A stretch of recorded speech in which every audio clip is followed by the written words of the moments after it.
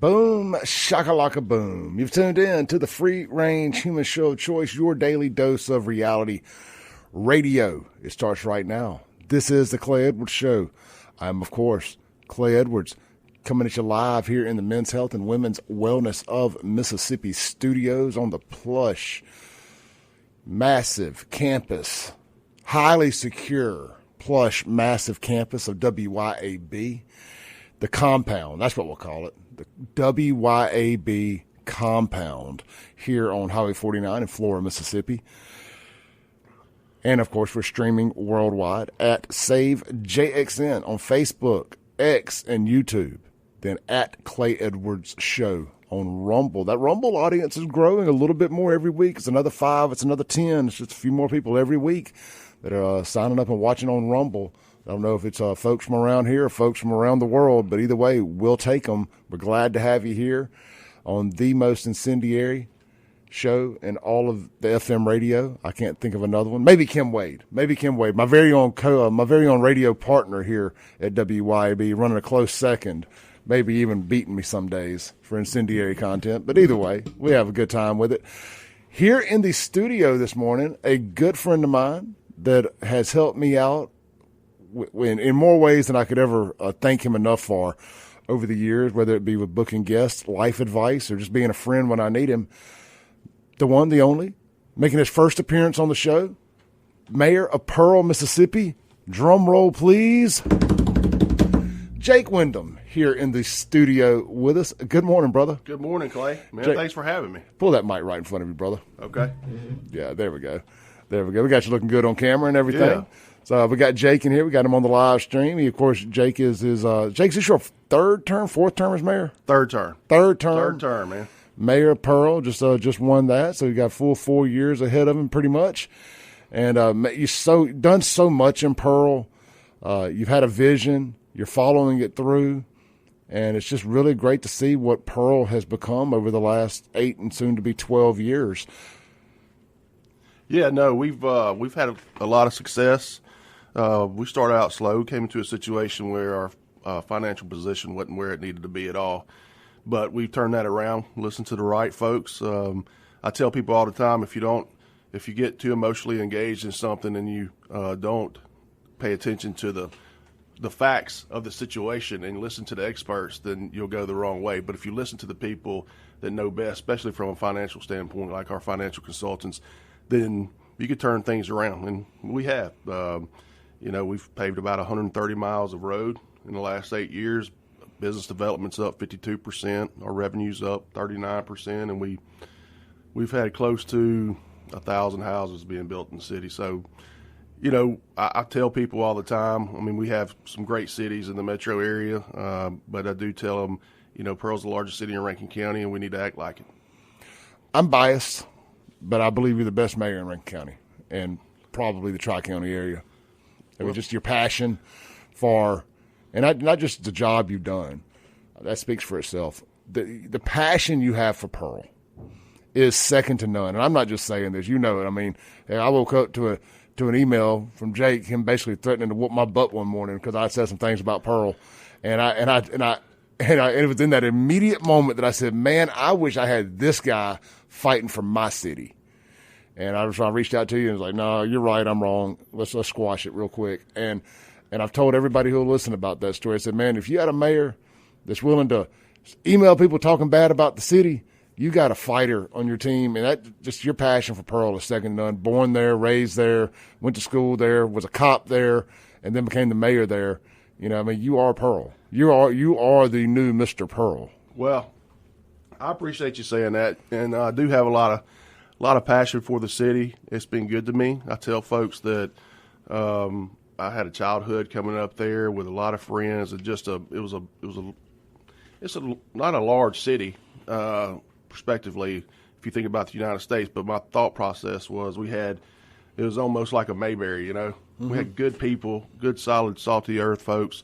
And I was exposed to a lot of good folks coming up through those years where, going through school and just had relationships. And my father had a business there for many years, Windham Optical, and I saw what he was able to do through his business there in the city of Pearl and networking and just being around so many people that I just enjoyed it. So I fell in love with the place when I was a young man, and it just continued. The only time I have not been there is when I was at Ole Miss. But, yeah, we get up scrapping every day. We get up trying to fight and do the right thing and take care of the city and, try to make impacts. We talk to our department heads, or I talk to them in staff meetings, and what we're saying here is don't get the minimum things done. Try to do the thing today that's going to make the greatest impact for the citizens in our city as a whole.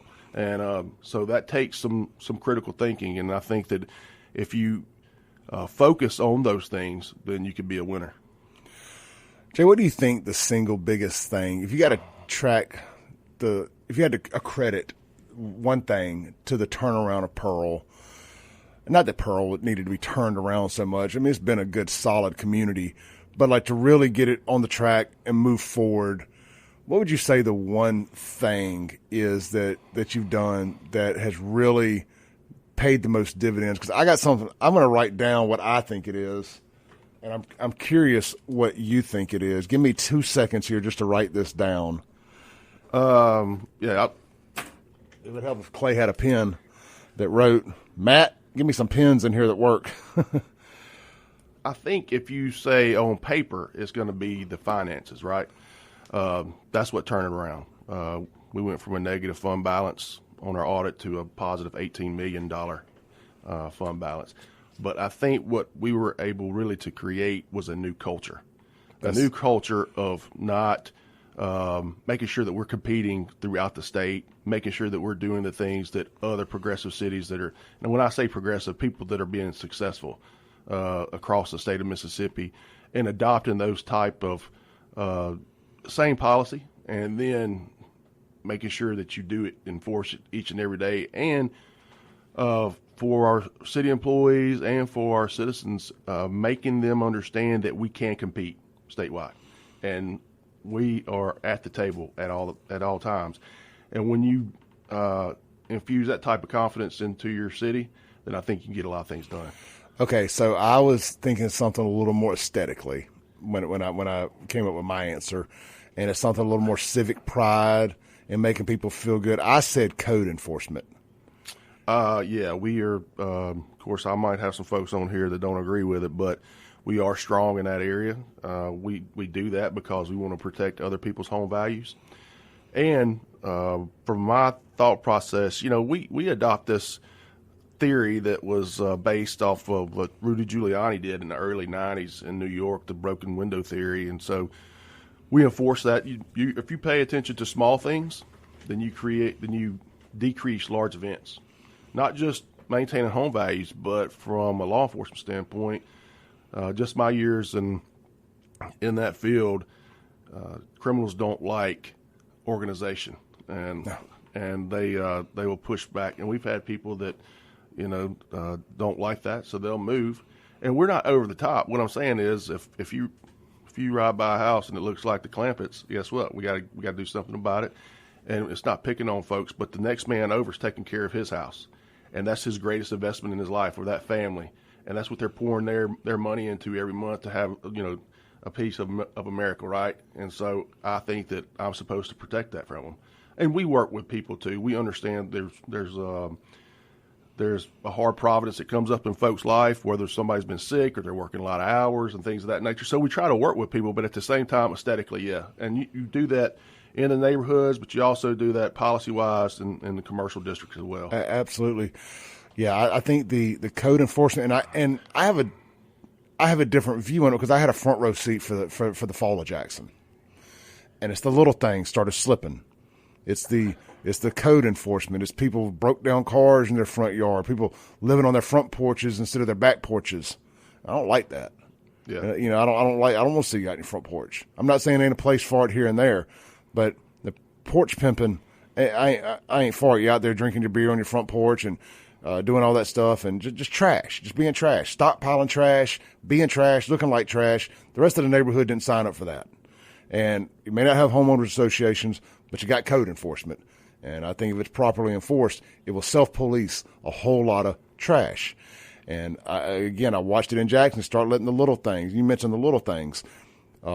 People take it for granted when the damn red lights actually work in a city.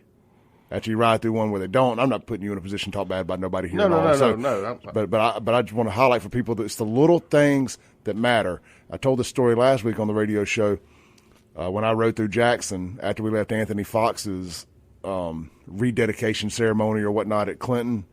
We rode through and went and ate lunch at Martin's downtown and rode through and over in front of Thalia Hall. They had 3 flags flying. The city flag of Jackson, which I didn't even know there was one. I got some ideas what they could put on the new one. The second one was the state of Mississippi flag, and the third was the American flag. And they looked like they had survived the storming of Normandy. And I was like, and nor did the red lights work on Pascagoula there. I'm like, man, what are we doing? Like, the flags look like they've been through a battle, which they kind of have, and the red lights don't work downtown. Like, what is the one, and not to mention the potholes, like, what is the one thing you can hang your hat on and say, we're moving forward here, we're doing what's best for the citizens? And again, not getting you to talk bad about anybody here. This is just me making a point. Then you cross the river into Pearl, and the potholes aren't there. The flags are nice and clean and taken care of where they're flying. That's on city property. It's taken seriously.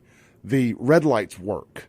There's orange barrels around, not just to say you don't hit this pothole, but because there's construction being done. There's progress being made. There's new businesses opening. And it's just a world of difference of what real leadership looks like that pays attention to details versus when it starts slipping. And when it starts slipping, it's so hard to get it back and get it back under control. It's like after you have surgery, they give you pain medicine, it's like a shoulder surgery, for example, because you got to stay in front of the pain. Because if you ever get behind or the pain gets in front of it, there almost ain't enough morphine or whatever to take to get back in front of the pain. Running the city's got to be similar to that. If the fall, if the crime, if the infrastructure, if all that gets in front of you, it's hard for you to get back in front of it. Yeah, you got to definitely stay on it. And from that standpoint, as far as crime's concerned or general maintenance of the city, I mean, it's something where I think that you have to just keep your pulse, keep your finger on the pulse constantly about it. I mean, I ride around the city a lot. My kids, we'll be going somewhere. Jake is the code enforcement officer of the year. Not, but it necessarily doesn't have to be code enforcement. I have a 9-year-old, 11-year-old, Maggie, Kate, and Staten, and so we're riding down the road, and I said, I got to go check on something, and they're like, oh my gosh. So I wear them out, and my wife too at times, Kristen. So, but we do check on things just because of the fact that if you don't lay eyes on it yourself a lot of times, and you don't know. And then I'm not that guy that's going to stay in the office all the time and stay behind the door. That's drives me crazy. Not how I operate. So if I have some downtime, I'll go check on things. I'll check on work orders and things of that nature because it takes everybody. It takes everybody to hold things together. And then we got a good team. We have some great department heads that I would put them up against anybody in the state, and they care about their jobs, and they do a great job. So they make my job easier in that fashion, but they see me riding, or the guys out there in Public Works will see me, and they'll make jokes. One of them will call me and say, I see you out here riding, boss. What's going on? And I say, I'm just checking on things. I'm just staying on top of we're in this together. So I brought up, we got to take a break, but I brought up the flags and the red lights because the flags more so than anything. If you let that slip, what else are you not paying attention to? So when you pay attention to the details, as you said, yes, the rest will take care of itself. If you're not paying attention to the little things, what else aren't you paying attention to? Is it, I don't know, the water plant? I can make a million analogies there for Jackson for the little things versus the big things that haven't been paid attention to. And when the little things are paid attention to, it makes me feel confident that the big things are being paid attention to. Have you ever heard the Van Halen green M&M story? It's either green or brown M&Ms. We'll say green one for the sake of arguing here. The tour manager, this is back at the peak of Van Halen, David Lee Roth, 1984, Jump, just the peak of Van Halen chaos. Biggest band in the world for a little while. A band send out their riders. You're familiar with it. It's all the stuff they got to have to do the show. Right. And one of those things was a huge glass bowl, vase, whatever you want to call it, serving platter of M&Ms, and you had to pick all the green ones or brown ones out. He would get there. It was like the crazy thing. It became famous for that. The crazy thing was, so he would get there, he'd get to the promoter and take me to the M&Ms. was the first thing he would ask. And if that was done, he didn't have to check anything else on the rider because he knew if they took the time to pick out all the whatever color M&Ms, that everything else was done. And I just think that's such a great story to use throughout life. If the details are taken care of, I know the other stuff is. Right. I agree with you 100%. And It goes back to code enforcement. That is a good illustration. And we get things wrong now. I mean, we'll have things that we get behind on, but how we follow up on it and how you recover in a situation, whether it be a work order or something else. It might be an American flag that we have down 80 and one might be tattered, but we want to make sure we get it off that pole because it's a sign of disrespect when you don't take care of the flag. And so we understand that. Now, we might miss one, but guess what? We're going to get back and take care of business. I've always said that in customer care is how you recover and how you adapt to the situation and respond. So that's what we try to do, respond in a professional way. If I see a tattered flag in Pearl, you've earned the benefit of the doubt through your hard work and attention to detail. In the city of Pearl and your department heads, I know if I see something like that, it's just because it got missed, not because it's been ignored. Right. There's a big difference. Yep. All right, we got Mayor Pearl Jake Windham here in the studio. Jake is actually here today to discuss the flooding, getting a plan together. Jake, what's the technical term of this? The Pearl River Flood Control Project? That's right. That's right. I'm the chairman of the Rankin-Hines Flood Levy Board. I serve on that board with Robert Graham, newly elected mayor, John Horn, and the mayor of Richland, Clay Burns. So, and then we have Steve Gaines from the Board of Supervisors on there as well. But when we come back, we're going to get into that. But I do want to dabble into one other Pearl-related topic with the mayor, and just I'll save it. We'll call that a tease. When we come back, one more Pearl thing, and then we'll jump into the flood control stuff with Jake Windham, Pearl, Mississippi mayor, Mississippi's mayor, America's mayor. He's like the modern Rudy Giuliani, the America's mayor. My good friend. We'll be right back. Guns and Gear text line. If y'all got any questions for the mayor, 769-241-1944, 769-241-1944. We're not going to open up the phone lines, but we will do the text line. If you want to chat, if you were watching the live stream, you want to send in a chat, I will read your chats there as well. And keep it clean, keep it on topic, and we will be right back. Welcome back in to the Clay Edwards Show here live on WYAB, streaming worldwide with my good friend and yours, Mayor Pearl, Mr. Jake Windham, at Save JXN on Facebook, X, and YouTube. Also at Clay Edwards Show on Rumble. If you're watching on the live stream, you see I'm wearing one of my brand new FAFO caps. Let's fool around and find out when we've got a good Christian man like the mayor on. We won't say the bad word. Of course, we can't say the bad word on the radio. No way. But it's fool around and find out, FAFO. It's the black with it's the trucker cap, black front, white mesh back with the FAFO stacked logo off onto the left hand. Yeah, the left-hand side. Good looking hat. Swing by, check it out at the website, buyfafo.com. Also, man, I got to go, and I'm going to tell you all kind of stories today before the show's said and done. But I've spent some time yesterday with Dr. Spencer Mills with UrgeVet right there in Madison. Dr. Mills was part of the team that did the new documentary film on it's called The Last American House Party on the Neshoba County Fair. It's not available yet. Y'all should have took advantage of the free invite to come out to the Ellis Theater in Philadelphia last night and watch it with me. But hey, teach their own. All you people hollering, there ain't nothing to do around here. There ain't nothing to do around here, man. Sometimes you got to go bust some bugs to get to where there's something to do. And y'all chose not to. I did. I had a good time, and I got to watch something y'all ain't got to see yet. But with that said, Dr. Mills owns UrgeVet. He is the veterinarian there in Madison, and we're going to have him on the show again here real soon. But look, pet emergencies don't wait, and neither should you. UrgeVet Emergency Vets of Madison offers low wait times and cutting-edge technology to provide fast, expert care for all household pets. They're located at 15 Olympic Way. Their hours of operation are weeknights from 5 p.m. to 8 a.m. No wonder he was able to stay out with me so late last night. I kid. Anyway, they're open 24 hours on weekends and holidays. You can give them a call now, 601-790-1918, or give them a follow on Facebook and Instagram. Or at the end of the day, if you're having a pet emergency, just Google UrgeVet and hit directions and take me there. And they got you taken care of after 5 p.m. on weeknights and 24 hours on weekends and holidays. They've been open for 5 years. Good folks, high-tech facility. You won't go wrong with Urgi Vet in Madison. All right. Here in the Men's Health and Women's Wellness of Mississippi studios, it's the Clay Edwards Show. My guest is Pearl Mayor Jake Windham. The Guns and Gear text line is 769-241-1944. Mayor Windham, I said I wanted to talk about one more thing before we got into it, because I want to give you your flowers a bit here today. Yeah. First time on the show. And one more thing I want to talk about concerning Pearl is is that baseball team not letting me throw out the first pitch. I'm kidding. Is all the work you've done on the east end of Pearl, up there towards Cross Gates and the shopping center revitalizations through the heart of Pearl there. And I know that's something, being your friend, that we've talked about a lot. Like, your legacy is Highway 80. Yeah. And what you've done with it is you're putting your stamp on it. You're tattooing it, and it looks great, and it's bringing Pearl into the modern era.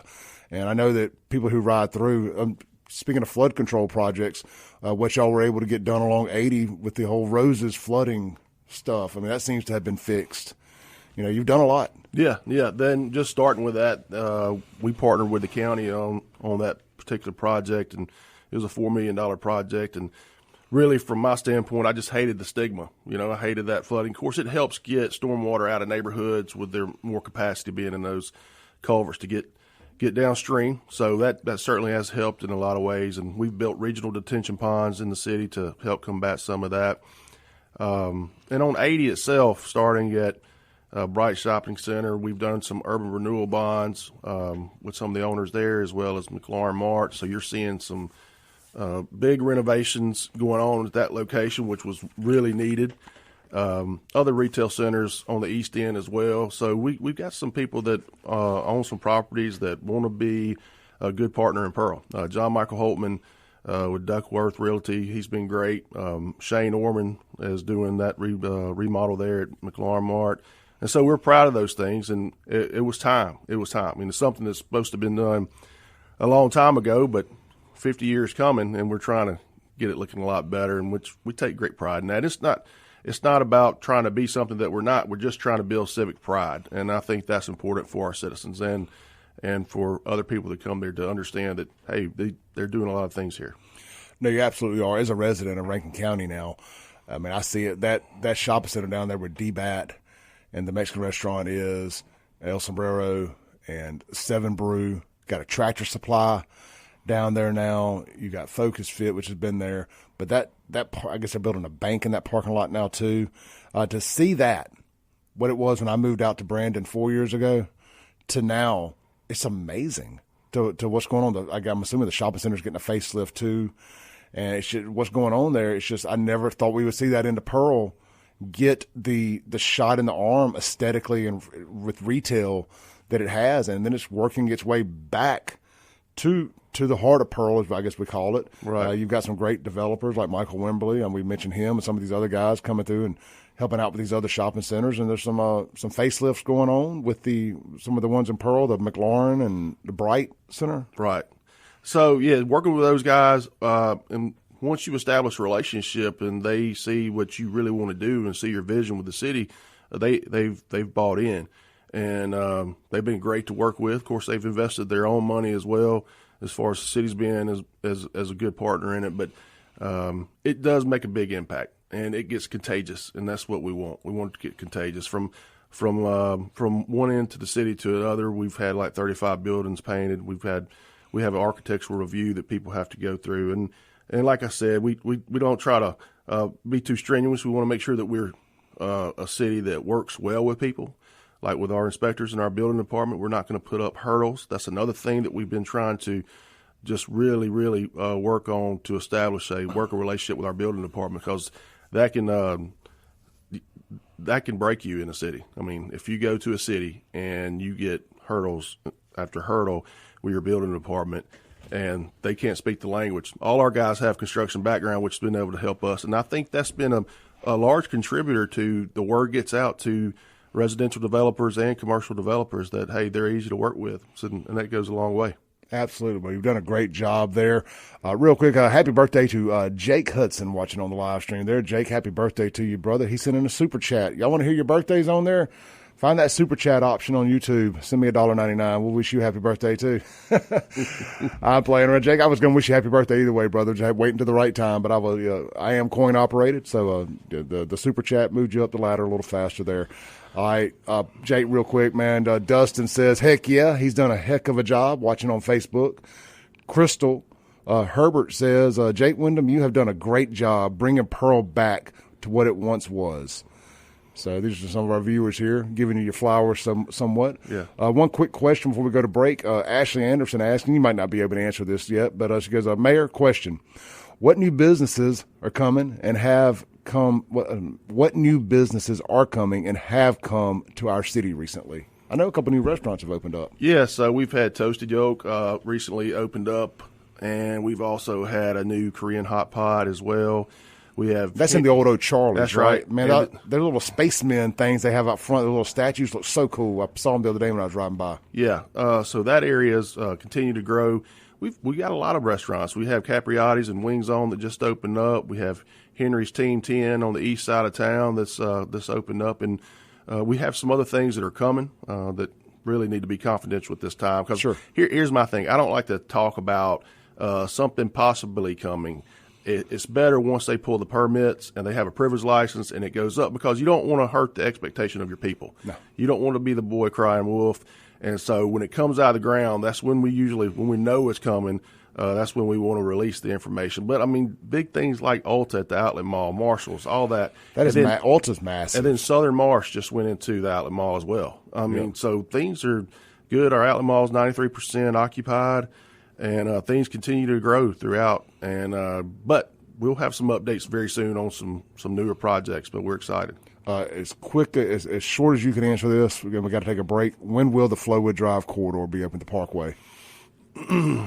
Estimated. Man, look, I've been dealing with this thing for 8 years, and I'll just give a quick story. I'm hoping this year.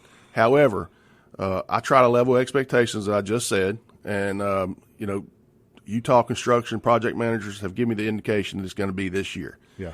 But with construction, there's variables out there. So I'm laying up a little bit because I've been wrong, and this thing's been back and forth to the point where everybody thought it was an urban legend, never would happen. I came down Treetops the other day, leaving my chiropractor there behind Primo's there. And I got to Flowwood Drive and I looked straight ahead, and there is actually paved road from Treetops on the other side of Treetops there going towards Pearl. I was like, oh man, this is getting real. This is getting tangible. Yeah. So it's coming. Are we close to a break? Yeah, we got to take a break now. All right. I had some more information I would like to say about that. Let's do this. Let's talk about it on the other side of the break. And you're here for a little bit, right? Yeah. And we'll start top of hour 2 with the flood control stuff. Okay. And we'll stay Pearl if that's okay. Okay. Because we got to play the hot hand, as they say. Yeah. All right. We'll play the hot hand. Talk about Pearl to the top of the hour, and we'll be right back with Jake Windham on the Clay Edwards Show.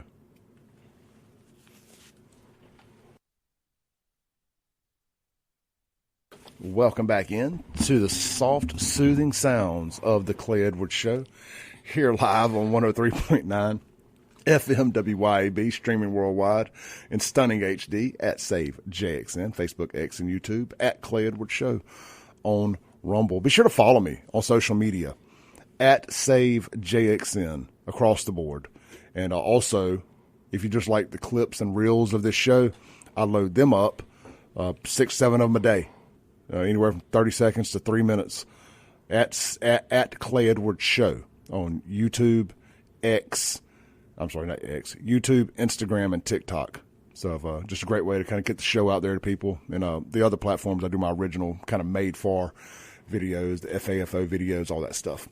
Real quick, the segment brought to you by Lakeland Glass and Tint, located in Flowwood and Brandon. Need a windshield? Need a window tint? Check out their all-new location right there on the corner of 471 and Highway 80. Need just a windshield and you're near Flowwood?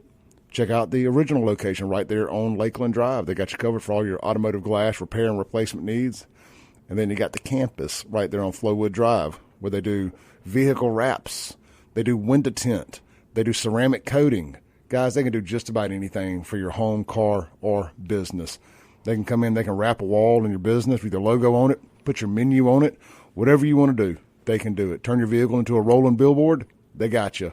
Turn that new Tesla truck into a big rolling billboard. That's the best ROI on the road right now, in my opinion. Go lease one of those things, turn it into a rolling billboard. The amount of attention they get every time one drives by, you're throwing money away doing a billboard when you can do that. Just in my opinion. I mean, of course, that's after you buy an advertising package on the Clay Edwards Show. But in concert with advertising here, the next best value is getting a Tesla truck and wrapping it. Anyway, they can do that for you at Lakeland Glass and Tint. Get a free quote today, lakelandglassandtint.com. Mayor Windham, we got about 7 minutes for the top of the hour here. We got Mayor Windham, Pearl, Mississippi. Where were we at? The corridor, the drive-through? Yeah, the West Rankin Parkway that connects Pearson Road to Tree I always get the name of it wrong. West Rankin Parkway. And that's going to open up a lot of retail and residential potentially? Well, we have zoned that commercial just in conjunction with Flowwood. We are really looking at that to be a major site for Mississippi as far as workforce. I would prefer, in my mind, data centers are very popular these days, and they've done a tremendous job in Madison County. Well, they bring a lot of construction jobs, but then after that, it's up for debate, right? So this is my point. In my thought process, if we can bring something in there working with the new county economic developer as well as ours and Flowwood's, really what I want to do, would like to see happen, make the greatest impact, maybe advanced manufacturing. That way you have people, it changes people's lives because they have more disposable income. They can do more for their families. You need AI-proof jobs. Yeah, as well. You really do. And so that's really what my hope is when we really start laying that out and moving create forward. A middle-class workforce. Exactly right. And that's what we want. It will impact central Mississippi. That's what my thoughts are, not just for my city, but for everybody, because I wanted everybody to do good. Absolutely. And it's why I support a casino in downtown Jackson. The Tri-County area is probably the biggest spender support, or whatever you want to call it, driving financial factor for the casinos in the state, yet reap zero benefits of the casinos. They're like, put one in downtown Jackson. Let the people of the Tri-County area reap some of the benefits of the taxes and the jobs and everything else that comes with these things. Yeah, and really, we've been doing a lot already. Again, working with the Board of Supervisors, and as I mentioned, we brought in a new economic developer. They did through Rankin First, and so we're hitting the ground running and making some plans, and we're going to see what we can develop over there. But it's an exciting time for Rankin County and Central Mississippi because it's probably one of the largest raw land areas that will have a main corridor cut through it in the state. So it's going to be exciting. We're going to have some good things going with it. It's neat. I mean, because Pearl has been kind of landlocked, for years, and your growth has to be east and west, and now you'll be able to grow north. That'd be north, right? Yeah, and about half of the parkway is in Flowwood, half of the parkway is in Pearl. But I would be remiss if I didn't say that I can't thank Dean Kirby, Willie Simmons, and Brad White. Yep. Those guys help us make this major lift. Great guys. And love Brad White. They took care of us, and I'll tell you a quick story. When Brad was with Governor Reeves as his chief of staff, we had hit the wall again on this West Rankin Parkway, and I scheduled a meeting with him before he went over to his new job as executive director at the Department of Transportation. And he was kind, and he and I had met before, were friends, but I wanted to get in front of him because I knew that he was going to have a lot of things being thrown at him when he goes into that executive director position at MDOT. And so I said, look, I know you're going to be drinking out of a fire hydrant when you go over there. I said, but this West Rankin Parkway, it was originally introduced to the legislature in 1992. So the funding has not been there. What you were doing was trying to jump in front of the pain? I was trying to get out front, and Brad heard me, and then, look, he came in, and he did a great job. We had to get some legislation done on it because originally in 92 it said that no federal funds could be spent on it for construction. So we changed that, and then he and Commissioner Simmons were just in step with us, with Senator Kirby. So it went well, man, and now it's going to be a really big shot in the arm for us. I can't wait. I'm really excited to see what happens. I know the Airport Parkway coming up backside of Crossgates there kind of comes through. I know that's been good. It's going to be interesting to see. I see some development going on the backside there. Not sure if it's residential or what, but I see a lot of dirt getting moved around up on. I don't know if that's in Pearl. That's East Metro. East Metro corridor, right when you come to El Dorado Road, and there's some more residential housing in there, and there's zoned commercial on the corridor itself, and we have an overlay district. So what we would like to bring out there outside of the residential housing would be just quality of life type businesses, whether it be coffee shops and things of that nature, different stuff, restaurants. We already have one right down the road from different things for people to enjoy. Yeah, Henry's Team 10 moved in over there. That's been a nice change of pace for Pearl. That's something different. There's somewhere you can go to Pearl that's not a chain and sit down and get a steak. Yeah, and Jason has put a lot of sweat equity into that restaurant, man. He's worked his tail off. His and it's paid story's off. phenomenal. I need to get him on the show here soon and get the story. He's got a great story from working at Country Pleasing to opening up the gas station to how that kind of unraveled a little bit, so to say, and to building in Pearl there. A really cool story. Yeah. He's had this concept for some time. He's always wanted to have a restaurant, and it just we were fortunate enough where he went to that hard corner right there, and his business has just been steadily growing. I mean, he's told me that he had some kinks on point of sales, but they work out. But I'm really happy about it. I'm happy about it to be able to offer it to our people and then people around. But yeah, and because now it makes that corner more desirable for somebody else to come in. I noticed there's a big lot in front of him. I don't know who owns that, if he owns that, whatever. But his a little further off the road than what I visioned. When I rode by the other day, I said, man, somebody could come in and build another shopping center, a gas station, another restaurant, whatever, right there too. And there's another 6 acres there. I've already met with the owner, and then we have some concepts that we think that would go well. Again, with all that new residential going in behind it there. Yeah, you have residential behind it, and then of course north of there you have more residential that's being under construction at this time. But that other 6 acres, we see something would be like, again, recreational, fun at the same time. So I think that it'd be a great concept to go in there and do something of that nature, and just kind of grow that corner more. Yeah, I mean, the thing we hear about the most people want is that every time something gets announced in a big spot, well, that could have been a bowling alley. That should have been a Dave & Buster's. That should have been this. I think that is probably the one thing that that part of Rankin County is missing is a true recreational. We'll just use bowling alley as a catch-all here. It is a bowling alley type thing somewhere in the Pearl, Brandon area. I think that the families, something for family fun out there. But, you got it at the Reservoir. You got it at Florence. Maybe you don't need it there too. But I know recreational stuff in general is the one thing that the area is missing. Yeah, people want things to do, right? So, and we want to try to do that. All right, we'll take our last break. We'll be right back.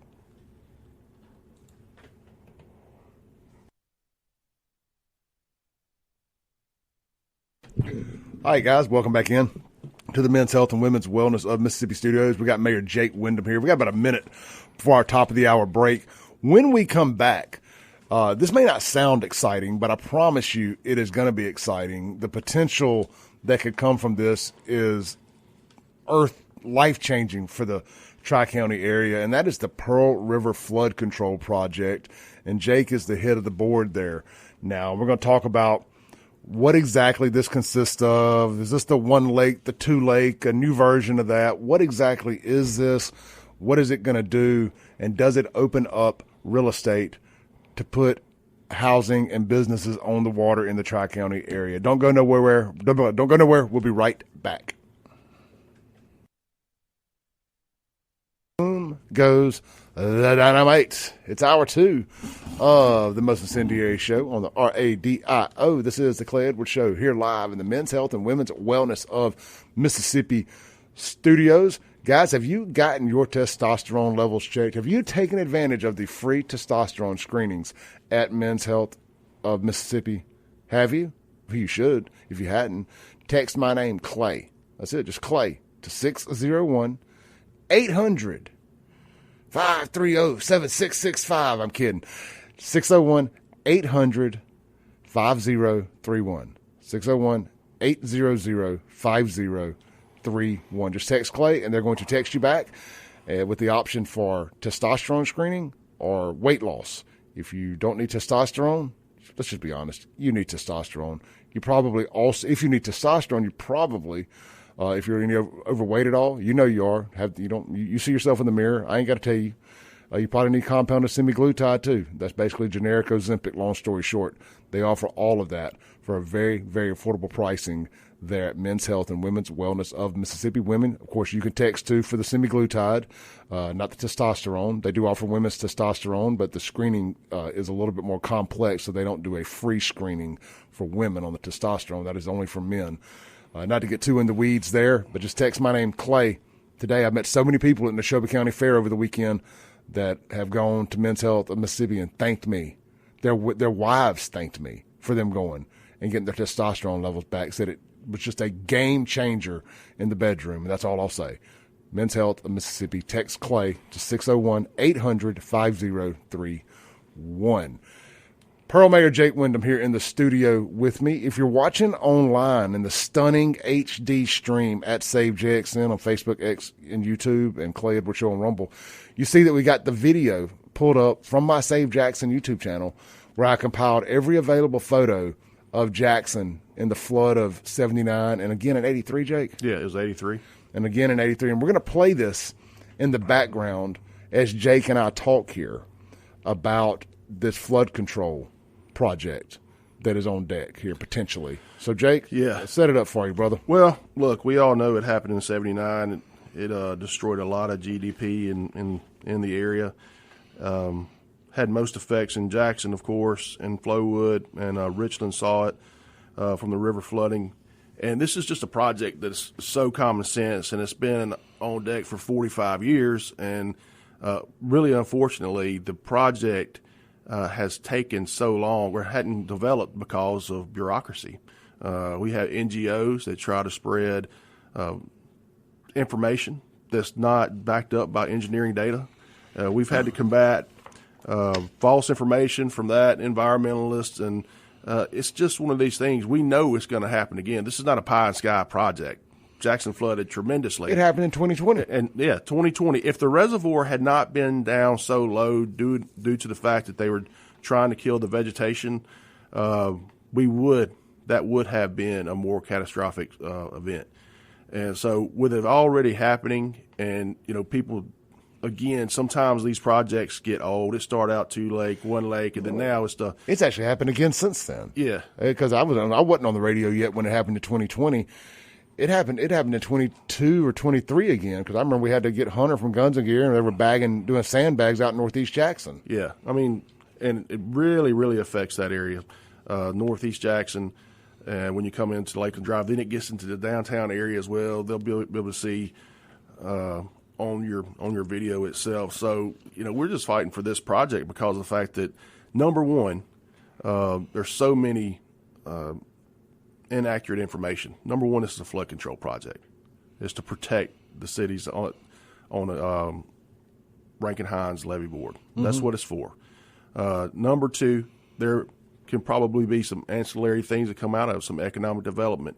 Hines County has a better bluff on that side to be able to develop, and that's great. But our point here is to drive home is we want to prevent something major happening in the future. We're trying to widen the river and put a modernized weir, which is a barrier there below Lakeland Drive, and just prevent this from happening again. Jake, the high water mark in 79 was 43.28 feet. Now, for some perspective, that is almost 15 and a half feet above flood stage. Yeah. I mean, just to paint this picture for people, and nothing has been done right to circumvent this since the flood of 79. It is, except more homes and businesses in the area to be flooded. Yeah, and so for years, it's been one of those things where we've submitted information, go back and study, submit information to the Corps, and we have a plan now, and we're trying to make people understand this thing is not complicated, to stop listening to the voices of the environmentalists and the NGOs, and let's just move forward on this project and let's get it accomplished in order to help the city of Jackson, Flowood, Pearl, and Richland. I mean, those are the things that we want to make sure that we're accomplishing here. And then, like I said, on the second side of things, have some economic development. But see what we're seeing here is the original cost estimate on this was $340 million, and now it's been elevated by the Corps to $800 million, which has a great probability of killing a project when you go to that type of expense, when it's really 47% above the contingency of what our original cost estimates from local contractors were. So 47% contingency. 47% above what ours was. And so, again, information that goes out there that makes the project not probable when we have the right information to make the job probable, or the project, one that we can get done. And so we're trying to put down people have their voices, but my issue is when we have engineering data that backs up what we're saying time and time again, and then you have voices that come in that don't have the concrete data to support, that's what is frustrating when you're trying to get a project like this that's going to make a tremendous impact. Yeah, and Jake, I just keep going back to the fact that nothing's been done since the flood of 79, and then again in 83 or 84, and then again in 2020. We know this needs to be done, and it just keeps getting pushed back. And I don't know if it's because of the one lake versus two lake drama for years. Did that push them fighting over which direction they wanted to go there?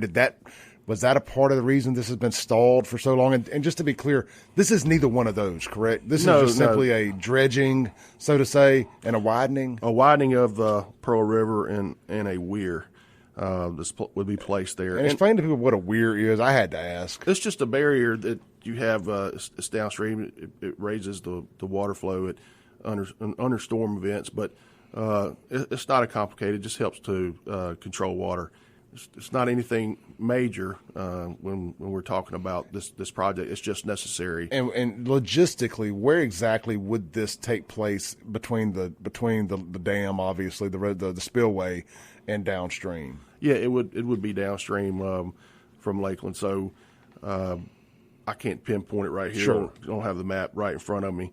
But in that downtown Jackson corridor, that's right. It would definitely be Silas in that area. Brown, that down through that way. It would. I keep going back to the fact of how much it would impact the capital region. I mean, that's the thing that we're talking about here. It's not complicated, or it shouldn't be a controversial. We had less success in the previous presidential administration. We made some ground under Trump's administration a lot. We're hoping that we get this in front of his administration. We've already been to D.C. We've had I feel like a very successful visit, myself and Supervisor Robert Graham, and also newly elected Mayor John Horn. We went up there, and all you guys on the same page here? All guys on the same page, and both sides of the aisle. We met with Congressman Benny Thompson about this. We met with Senator Roger Wicker, Senator Hyde Smith, and Congressman Guest. Everybody is in unison. In all of our federal delegation is in unison on this project, as far as knowing that a flood control project has to be accomplished, and which is great. And I think that the meetings went well. Talking to the delegations with Mayor Horn and Supervisor Robert Graham, and I think we have a good team going back up there and to try to get this approved by the Corps of Engineers. We just have to understand that this cost analysis is not really accurate at this time. A lot less. It's going to take federal funds in order to do the project. Yeah. That's why it gets kicked around. So like every time we've submitted plans over the years, and I can't do the timeline like others would. Gary Rhodes was on the board for many years, and which he accomplished so much and moved this project along further. But we would just, every time we submit something, then something would have to change, and it's just been a runaround. It's been a lot of bureaucracy involved with it, and we're just trying to nail it down and try to finally get a home run on this particular issue. Let's say that a magic wand got waved, Jake. What is the estimated time to complete this project? Like how long? I mean, you're talking about. It's hard for me to wrap my little South Jackson brain around a project this big. How long would it take from the time they start moving dirt to the time this is complete? It would take several years. I mean, it would take several years to complete. And time is of the essence. I think about, when I say time is of the essence, when you think about some of the video that's playing now, You think about just how many families were impacted. I remember Gary Rhodes was the chief of police in Flowood during the time of the '79 flood, and they were having to evacuate patients out of hospitals at River Oaks.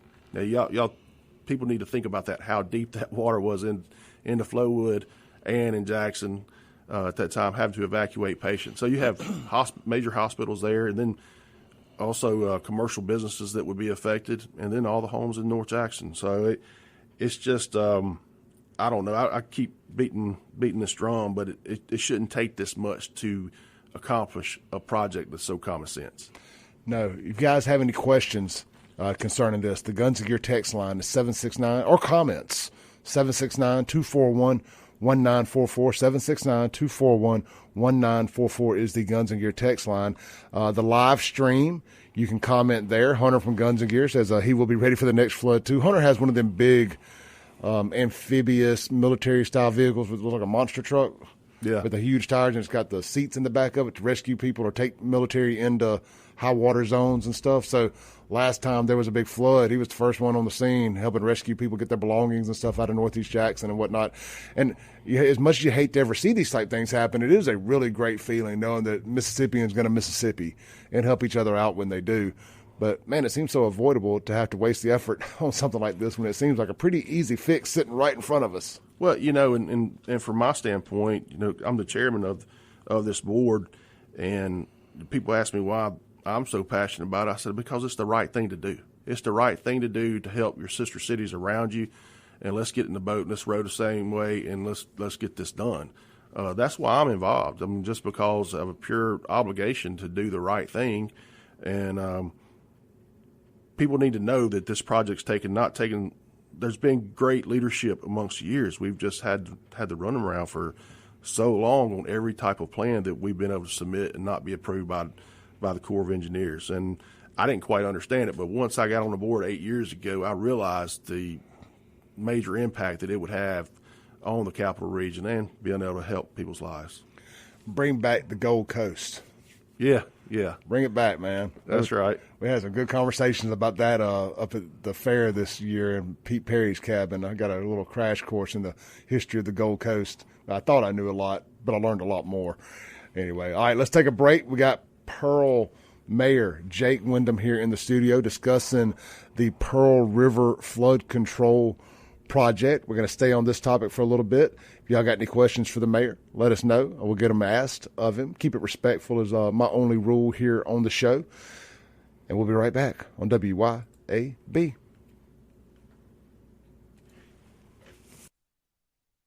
Welcome back into the Clay Edwards Show here live on 103.9 FM WYAB. Streaming worldwide, WYAB.com, as well as the TuneIn app and Alexa. Just search WYAB. Real quick, tell you guys what's going on at Martin's downtown and at Livingston this week. Today, of course, got the great plate lunches at Martin's. What is the blue plate special of the day? Today's blue plate is fried or grilled pork chops. I should know that by now at this point, because I've been eating there every Monday, either there or McBee's for their chicken spaghetti. But swing by, check out Martin's Blue Plate specials of the day. Some of the upcoming events at Martin's downtown, they are Jackson's premier live music venue. And in my opinion, and I consider this a bit of a professional opinion, considering the amount of concerts that I've produced and attended, it is the best live music venue in the city limits of Jackson, Mississippi.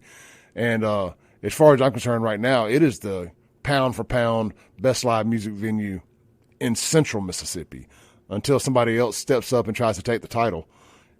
As far as the stage, the production, the ambiance, the staff, the venue, I just can't think of a better one that I'd rather go see a live concert at, especially a real concert.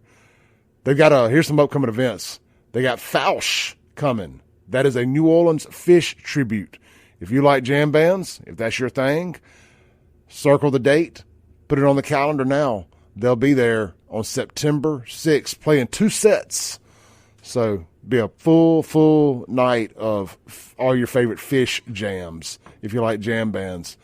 Coming up on August 23rd, Far Eve with special guests, the Pink Sheets and Golden Tea Society. I've never even heard that word before. Also coming up at Martin's downtown, you got the Snozberries. Boy, these band names are fun. They're considered a high-energy psychedelic rock band from Asheville, North Carolina. They'll be at Martin's on July 25th. That is already come and gone. Let's see here. Let's see if one more. Man, they got the Blues Brothers stuff coming. I saw that. Here it is right here. Jim Belushi of the Blues Brothers. This is going to be a big one. This is brought to you by our friends out there at Southern Sky Brands. He's going to be in town with special guests Sherman Lee Dillon and Jesse Robinson, as well as my good friends and Pearl business owner, the Bailey brothers. Get over there to Nana's right there in Pearl for a good plate lunch too. But Jim Belushi of the Blues Brothers will be at Martin's coming up on, what was that date? I got it right here. Bear with me. Got the flyer here, but I'm not seeing the August 8th, Friday, August 8th. All right, circle the calendar. Martin's, downtown, or Livingston for a great plate lunch today and all the upcoming concerts. You can check it out at martinsdowntownjxn.com. All right, man, we got the mayor back here with me, Jake Windham of Pearl, here live in the Men's Health and Women's Wellness Studios. We'll cut his mic on. Jake, we're talking about this project here, the flood project. There was a girl, somebody texted us in, and I'm a bit of a conspiracy theorist. I believe in a bit of supernatural stuff. I think as a Christian, you kind of lend yourself to kind of believing in things and predictions and the Bible and stuff of that nature and floods and God's plan. And there's this girl that predicts floods on TikTok, apparently. Now, I haven't gone and looked at this and verified this with my own eyes, but I believe it already. She has said Mississippi is going to be the next state to experience a great flood. So we need to be jumping in front of this thing. Yeah, it's not. If it's on TikTok. Yeah, that's right. Come on, happening, right? Whose bell we got to ring? Yeah. What more verification you need? That's right. So it's one of this. It's not if, it's when. It's a cliche. All joking aside, it's going to happen, and so, and just to add on just a little bit more, I don't want to. Some of you might hear some of the frustration of it because it's such a simple concept to build this thing, but we've had times where it was the environmental impacts downstream, close to Monticello, and the Corps came back and indicated no impacts to Louisiana or the Gulf or to that area itself.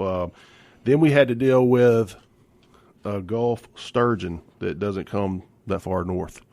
That was another thing that we had to combat.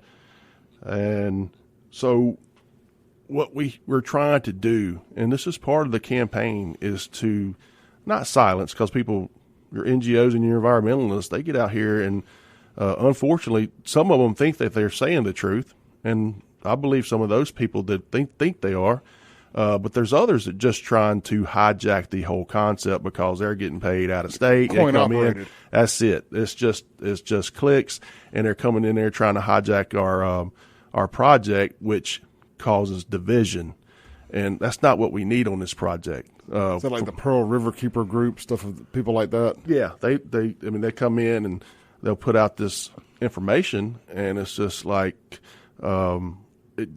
it helps provide confusion, and that's not what we need, especially on a major project like this. We need people together and understand the benefits of it, and which, like I said, some are very, very intentional. We're excited about working with the new mayor in Monticello, and certainly excited about working with Mayor Horn. He's an advocate of this. Let me ask you this, and I'm glad that all the mayors are on board here. I'm really excited with Horn and having a common sense mayor for Jackson, for the surrounding mayors to work with. Circling back to the NGOs being paid and bad actors here, what would be the benefit? I mean, who would not want this? Like, who would be paying these people to try to sabotage this from happening? What would be the upside to that? Why would anybody want to stop this? Who would that person be? Well, some people really think that they are trying to preserve the environment. Okay. All right. There's some people out there that's genuine.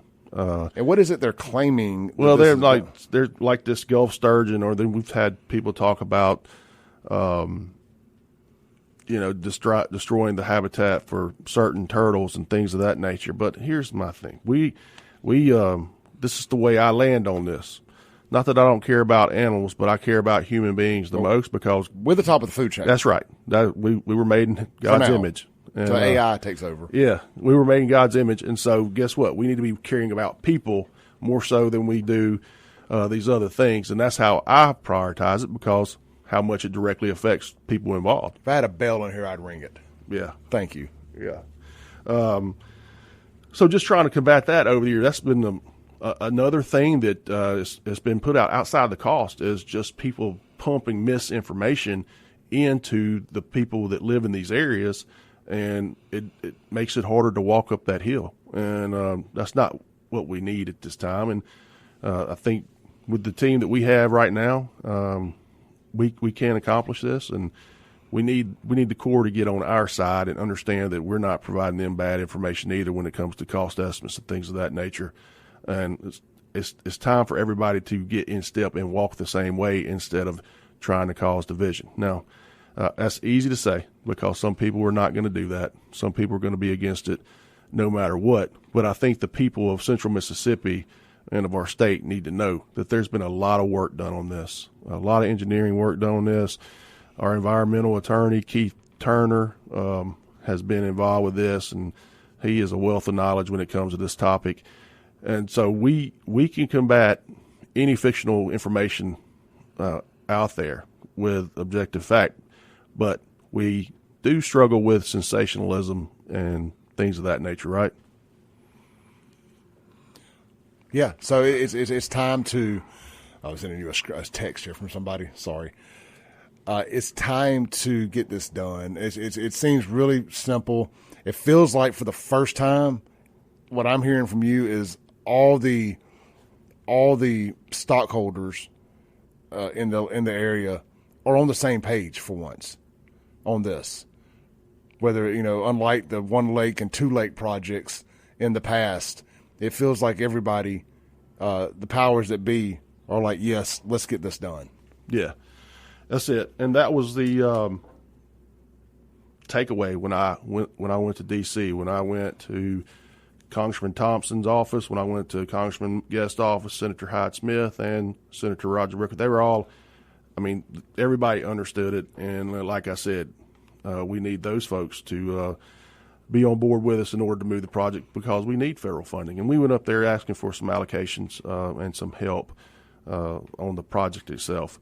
So with that being said, there's so many things that kind of come into the project that slows us down, but we're just trying to create more momentum in order for us to get across the finish line. Yeah. So kind of in closing on this topic, unless somebody texts something, and we got Jake to the top of the hour, but this information you just sent me, these are some public hearings. Yes. I just sent you that public hearing so you can read off. If people want to know more about the project and ask questions, I really want you all to just consider coming to some of these public hearings that's going to be available. All right. So those are upcoming July 31st, Thursday, July 31st, 2 p.m., St. Philip's Episcopal Church at 5400 Old Canton Road in Jackson. Then, I guess same day, 6 p.m. At the Mississippi Public Broadcasting Auditorium. I didn't even know there was such a thing. At 3825 Ridgewood Road in Jackson. If anybody wants this information on these upcoming public hearings on Thursday, July 31st, just text me and I'll send you the screenshot of the information.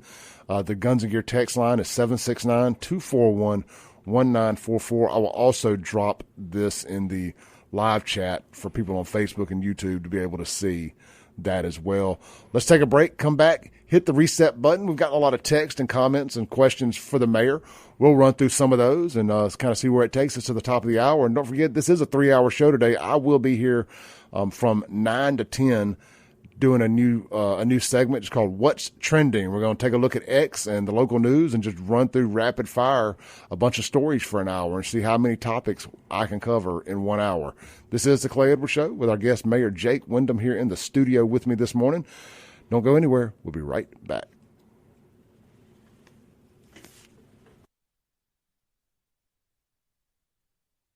Welcome back in to the Clay Edwards Show here live in the Men's Health and Women's Wellness of Mississippi Studios. This segment brought to you by Core Wellness and Therapy. Jake, have you ever done cryotherapy or red light therapy? I have not. I've seen some of the guys that I'm a fan of strongman. Mm-hmm. I've seen Eddie Hall and Brian Shaw do some of that stuff for recovery. And stuff. They have cryo chambers. So I know you've dealt with some pain and stuff, and without getting into your personal business, but I can't recommend the cryo and the red light enough for you, especially for stuff of that nature and working out and just recovery. I've been doing it for 2 months now, and there's no doubt about it that it has helped me be able to work out harder, be able to work out more. I'm feeling better. The red light, I know, has my skin looking better and stuff, other than when I touch my cat and then I touch my face and it makes my face break out. Unfortunately, I have an allergy when it comes to that. But other than that, it has been so nice. And I go in there and I sit down in this nice chair, there's this electric reclining chair, and I put on these massage boots that kind of come up to the top of my thigh, Right. And it's like air compression. A lot of baseball players and stuff use them. You see them kids got them all these ball parents are buying them for their kids and stuff, these leg compression deals. I do that for 30 minutes every day, and then I got to do the oxygen bar while I'm sitting there. Did you know that pure oxygen that we breathe in is only 12%? Our regular, just in the environment, we only breathe in 12% pure oxygen. So these oxygen bars that they have inside there, you breathe in, I think it's 98% pure oxygen. Man, you just talk about wakes you up, you thinking clearer. It helps with any kind of headaches you may have. They even say it's good for hangovers, stuff of that nature. So I do that for 30 minutes every day. I do the red light therapy for 16, and then I jump in that cryo chamber for 3 minutes. And you get frostbite. You'll get frostbite if you do it any longer. And it gets down to minus 225 degrees. But the dopamine hit that you get when you get out of that thing, Joe Rogan always talks about it, do things that suck. Oh, yeah. Jocko Willink, I was do the things that suck because it makes everything else you do a lot easier. It makes doing hard things easier when you do things that suck on a consistent basis. It just makes you mentally tougher, but it's also good for you. And that's kind of been the mentality I've been taking, and it's been so weird, man, over the last few months as I've been doing these little things and becoming more disciplined from doing these things that suck every day. It's made not being lazy better. It's made avoiding things that I don't want to do and making excuses for not wanting to do it. And you realize that you spend more time making an excuse than you could have. You could already be done with the thing that sucked. That's right. Tackle the hardest thing, right? It is. And so this negative 225 degrees of cold air blowing on me kind of sucks. Not so much this time of year. It's kind of nice to be able to go cool off. But doing that, and of course there is benefits to it other than just becoming mentally tougher. There is physical benefits, cellular benefits to doing it. I just can't recommend it enough is my point. Also, they offer IV hydration. This is a Core Wellness and Therapy out there at the township in Ridgeland. A lot of people are getting into doing NAD. They offer that there. They offer just your basic hydration IVs. Look, this time of year, if you work outside, don't be so manly that you think just water's enough. Go there, once every other week or so, once a week even. If you're out there sweating a lot, really working outside, get you a full-blown medical IV with all the vitamins and everything that you need. Hey, if you are going to go out, you're planning a big bachelor party, bachelorette party, something like that, New Year's Eve, birthday, go over there and get get one of those hangover prevention IVs. I think it's called the Overindulgence. It will help. They offer all that. Core Wellness and Therapy right there, the township in Ridgeland, right next to Sombra, right across from Sombra Mexican restaurant. Jake, have you ever gotten one of those IV hydration things? I have not. Sounds like they're pretty beneficial, though, especially out here working in this heat. I was out in it Saturday cutting grass, and that was one of those days where I was avoiding it, and then I finally got it knocked out. But, yeah, out in this heat and doing the physical labor, things of that nature, you got to make sure that you're hydrating. And then something like that with the vitamins that you need as well, I'm sure it's a game changer. It is. I'm just sitting here thinking, please don't think I'm trying to do your job for you. As I sit there and think about that, and like the public works folks and the work outside in the city like Pearl and stuff, that could actually be something that I could see be beneficial for the medical plan for these places, for these folks, man. Like, hey, the city will pay for this X amount, blah, blah, blah. If you guys want to go do this for safety, again, I'm not doing your math for you. I'm just thinking out loud that that would actually be something really cool and beneficial for folks. If you guys are out there working in the heat, I can't recommend it enough. Go get this hydration therapy. I wasn't even working in the heat, but when I went and stood on my feet for 3 days in a row working at the Wildlife Expo in Pearl 2 weekends ago, I went and told Nurse Seago, I said, hey, look, I'm going to be working my butt off 14, 15 hours a day the next 3 days. What's a good IV hydration thing for me that'll help keep me energized? And she had glutathione with a bunch of B12. And Jake, I was wore out by the time I got done, but I didn't skip a beat all weekend, man. And I truly believe that IV, it really helped. I believe that. I believe that because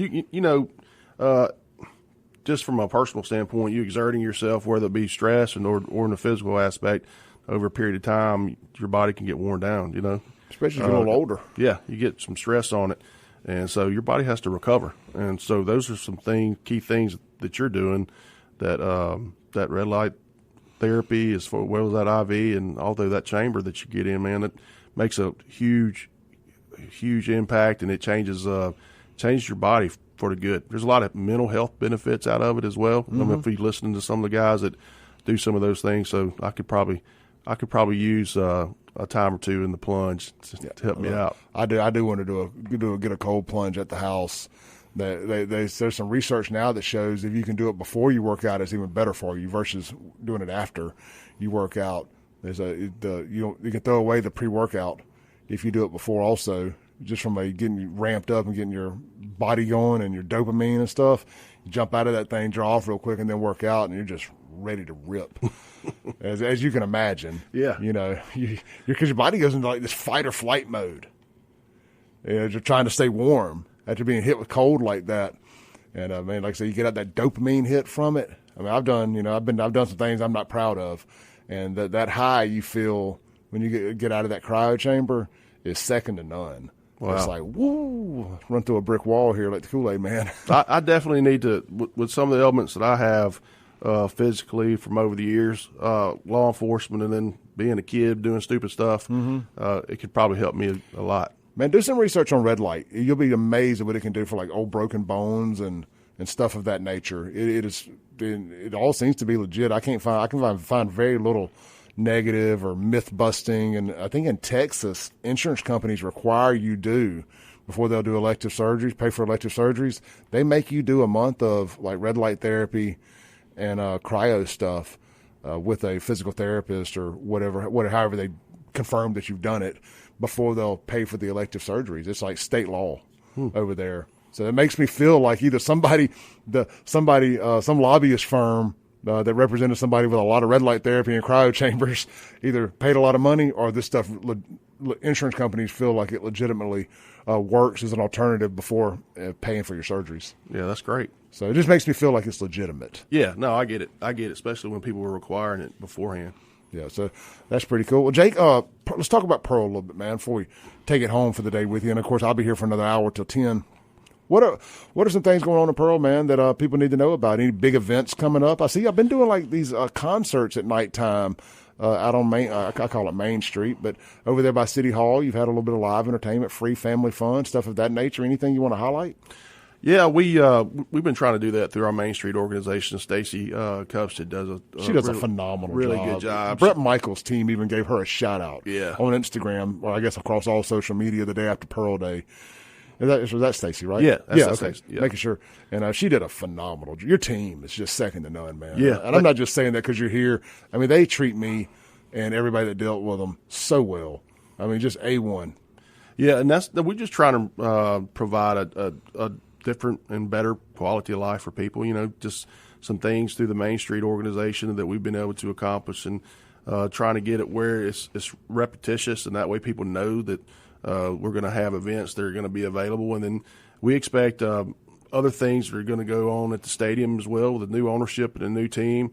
You and I had a conversation about that. There's a lot of fanfare involved with these new owners. They really want to please the people that attend the game. So we're looking at some major events coming up. Too soon to announce, but I think everybody in the metro area is going to be really pleased with some of the things that they come up with. It's going to be just really a game changer and something that people are going to love to do each year. It's going to be annual events. I'm excited about it, and I mean, look, I love car shows and stuff, but I want stuff more than just car shows too. You know, like I want some concerts. I want some festivals. I mean, look, I'm high maintenance when it comes to my entertainment, but I mean, you know the kind of stuff I like, and I want to see more of that. As do the people. I think the success of Pearl Day shows what people have the appetite for. Yeah, it does. We had over 10,000 people there this year for that concert with Brett Michaels. And what I've just really tried to focus on, these guys are not from the South, but they are really marketing geniuses. And I said, if you can focus on food and music, you can get very far.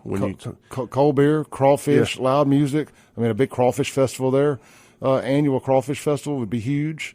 I'm just throwing ideas against the wall here. That's right. Everything doesn't have to be a major artist. No. It can be just smaller events. Things are just fun, and that's what I've really tried to hit home with them. And I'm, for the people that are listening and are familiar with Trustmark Park, the cafe out there, I said that needs to be a staple for live music all the time, like Thursday, Friday, and Saturdays. Mm-hmm. However, they got a lot on their plate right now, so they put this baseball team together in 8 months, and so they play competitive baseball. I want everybody to know that some of these kids that play on these teams, I say young men, they go on to play in the majors. And so we've seen them being able to accomplish a lot of that. And we've also asked them to focus on the kids that have played here at the collegiate level in the state of Mississippi. That way you already have somebody that you follow and then you're a fan of. So, but outside of that, in Pearl, I don't know where we are bumping up on a break, but we're bumping up on a break. We'll come back and we'll have a minute with the mayor. Online audience, don't go nowhere. We're going to stay live with y'all through the break here as we wind down with Mayor Jake Windham, Pearl, Mississippi. All right, so we got the mayor here. We're staying on during the commercial break here to give you guys watching online a little exclusive time here for the next few minutes till we come back. I think we got about 4 minutes, and then the show will be over with the mayor. Jake, first off, thank you for coming on. Yeah, man, I enjoyed it. I've been looking forward to this for 4 years.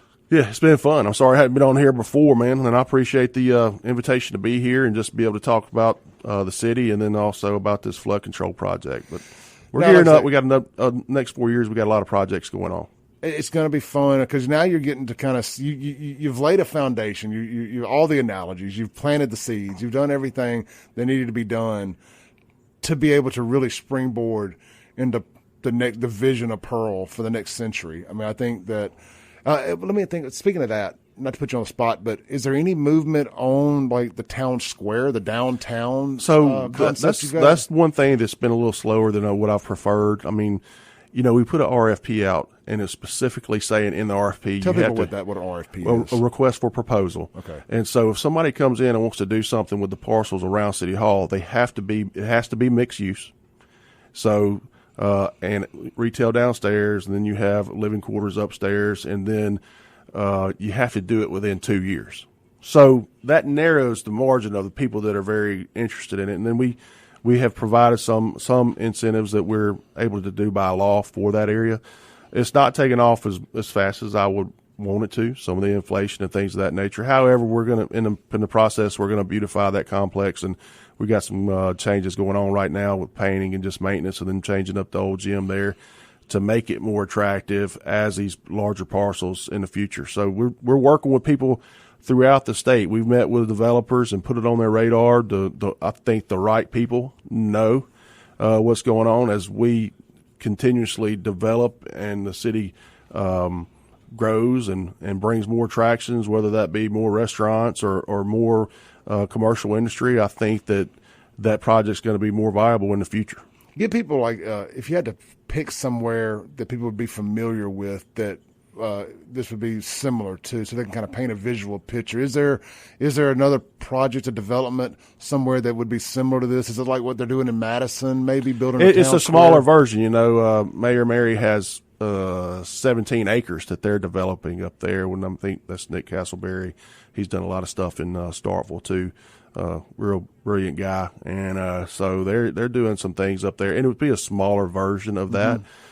Some of the things that we struggle with, we're a post-World War II city when it comes to architecture, so that means big corridors, big parking lot, retail parking lots. You know, it's like as far as 80 is concerned, box buildings, stuff like that. That's right. And so if you look at like Brandon, and it was established in 1830 or Oxford. There's a main street, square. The square was the center of commerce, and that's how things were designed back then. So you have some challenges, and we're taking something from scratch to make it. In the meantime, we're going to push real hard to try to make something happen there, and then keep the other things very simple. Keep building infrastructure, improving our water system, our sewer system, and building roads, and sitting down with companies to try to recruit. We recently hired an economic developer. I like it. All right, we're about to come back from the break, guys, and we're going to bring it to a close with Pearl Mayor Jake Windham. But don't go anywhere. I'm going to be here for a whole another hour. Jake, we did get one request here, and guy says more Main Street cruise-ins. I would like to take the reins of the cruise-in again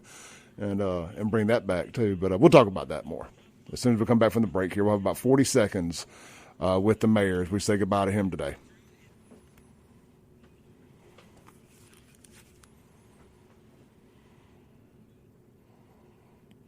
Welcome back into the Clay Edwards Show. We got about a minute left here with Mayor Jake Windham. Jake, I'd be remiss if I avoided this comment here anymore. Jonathan Barnett, watching on YouTube, says he has mentioned Tony's Fish House more than once now, and he wanted me to make sure that you've eaten at Tony's lately, and wants to make sure that we know that Tony's has the best catfish in Mississippi. Yeah, Tony's a great guy. We've been able to help him over the years, and he does have some great food over there. Super good dude. I really like Tony. Yeah, he's located, well, at least I know one of his places is located right there next door to my barber there, that shopping center there on old Brandon Road. Is that old Brandon Road? Yes, that's what we call Patton Plaza. Patton Plaza, yeah. California Concept, shout out to Jonathan Boone. Mayor Windham, thank you so much, brother. Yeah, thank you. Thank right. you, man. Yep. Good to see you. You take care of yourself. Guys, don't go anywhere. I'll be right back in 7 minutes.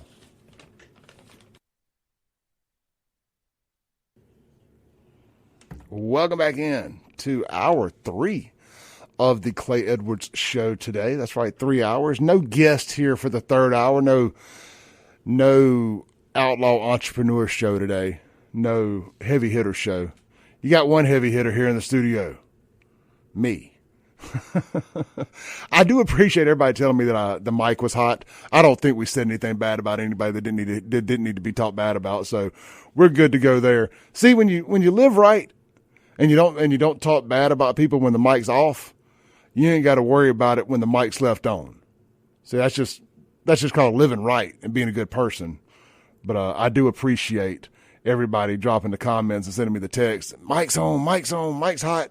I appreciate it. We good folks here. If I'm gonna talk about you behind your back, I'll cut the mic on and say it to your face also, or to your face.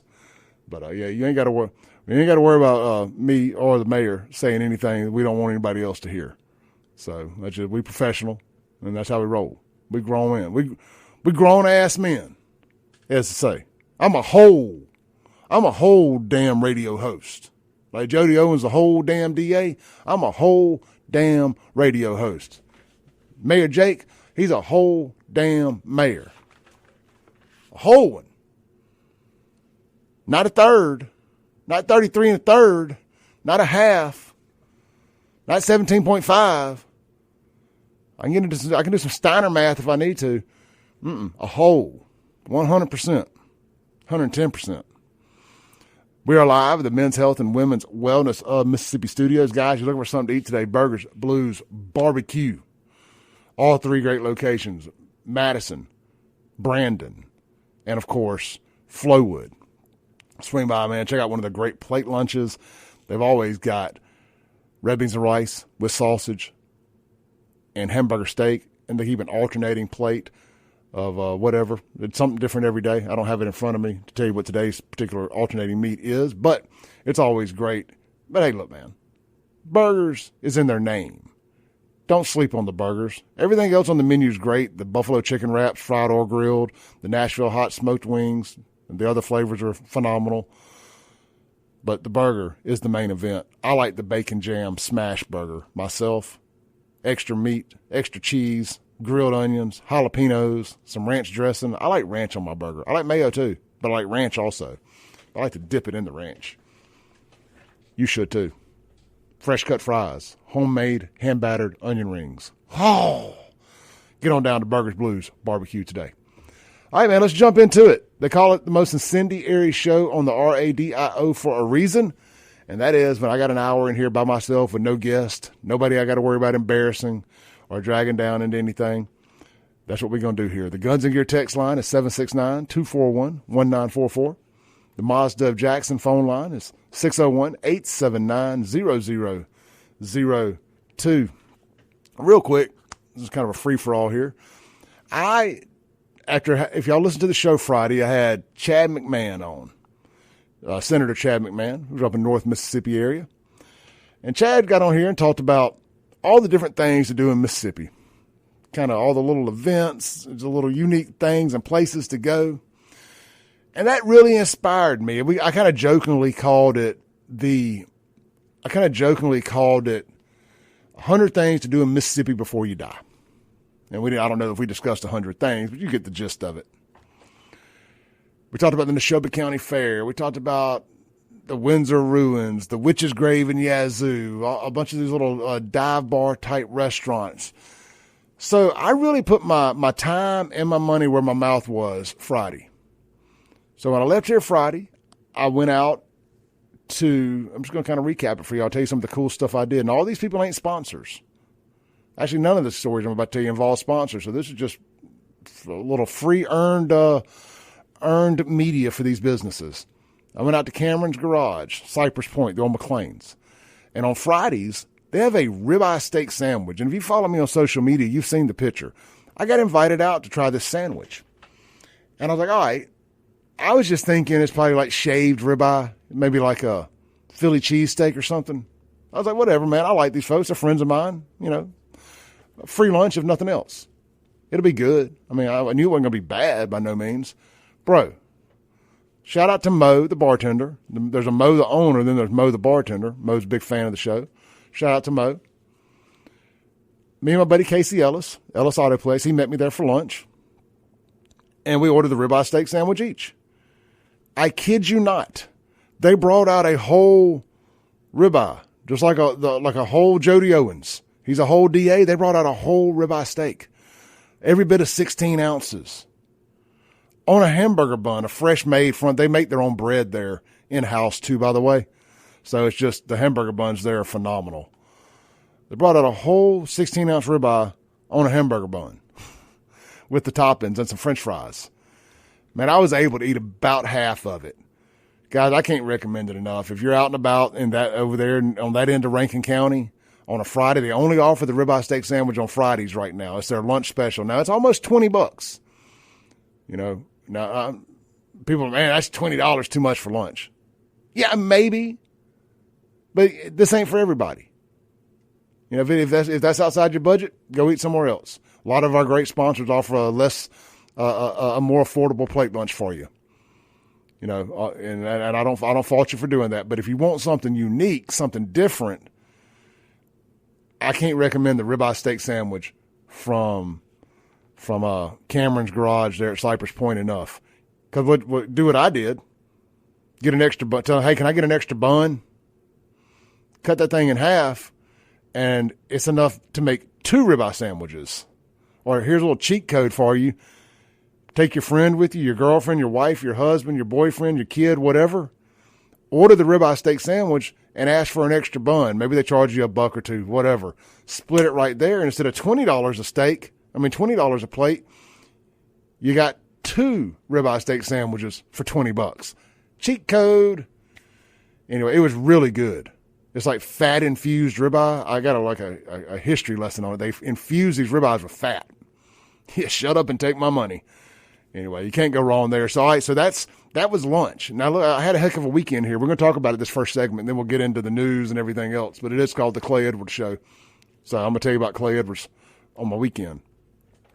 So then I get back home, run some errands, and luckily I only ate half of that sandwich. So I wasn't miserably full. Little did I know that steak would be in the plans for dinner as well Friday. My buddy Michael Wimberly hits me up, McBee's. He's like, hey, we're going to ride out to Ratliff Ferry. He's been talking about Ratliff Ferry a lot, and I ain't been out to Ratliff Ferry in 20 years since I owned a boat back in the early 2000s, late 90s, early 2000s. I had no reason to go out there if I didn't own a boat. a little bit off the beaten path for me. But I didn't know they had a good ribeye out there. Man, do they have a good ribeye. I also didn't know it had been rebuilt. I didn't know it burned. I forgot it had burned down. They rebuilt the whole dang building out there. Really cool. So we got to Ratliff Ferry. It's right up river out off the Natchez Trace there, right on the river, up close to Flag Island, if you hadn't never been.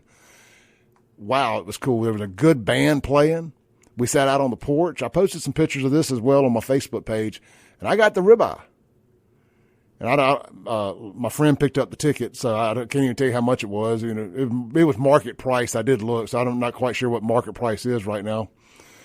But man, they brought out this huge order of French fries, the ribeye. They even made us a fried bologna sandwich for us to try out. And I ain't eaten. I told the story. I hadn't eaten bologna since the last time I was in jail in 2007, and I swore I would never eat bologna again. I sat in jail for 3 days. Day one, they were bringing out the food.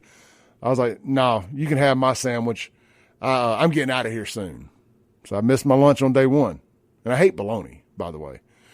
Day two, same thing. You can have my bologna. I don't need that sandwich, just like the white bread, like it had been dipped in water before they served it to you. Day three, I had all I could take. I was ready to gnaw my arm off. I was so hungry. I ate the bologna sandwich. 5 minutes later, the door opened up, and I was finally being bonded out. So clearly, if I had just ate the dang bologna sandwich on day one, I'd have got right on out of there. That was the secret to me getting out of jail, was eating that bologna sandwich, apparently. I had to unlock a cheat code that was hidden inside the bologna sandwich. So I swore I would never eat bologna sandwich again unless I was in jail. And 18 years later, it has been that long since I've been to jail. Thank you, Jesus. Thank you, Jesus. It's been since 2007 that I've been to jail and or ate bologna. And so they brought this out, and I was like, well, it's rude.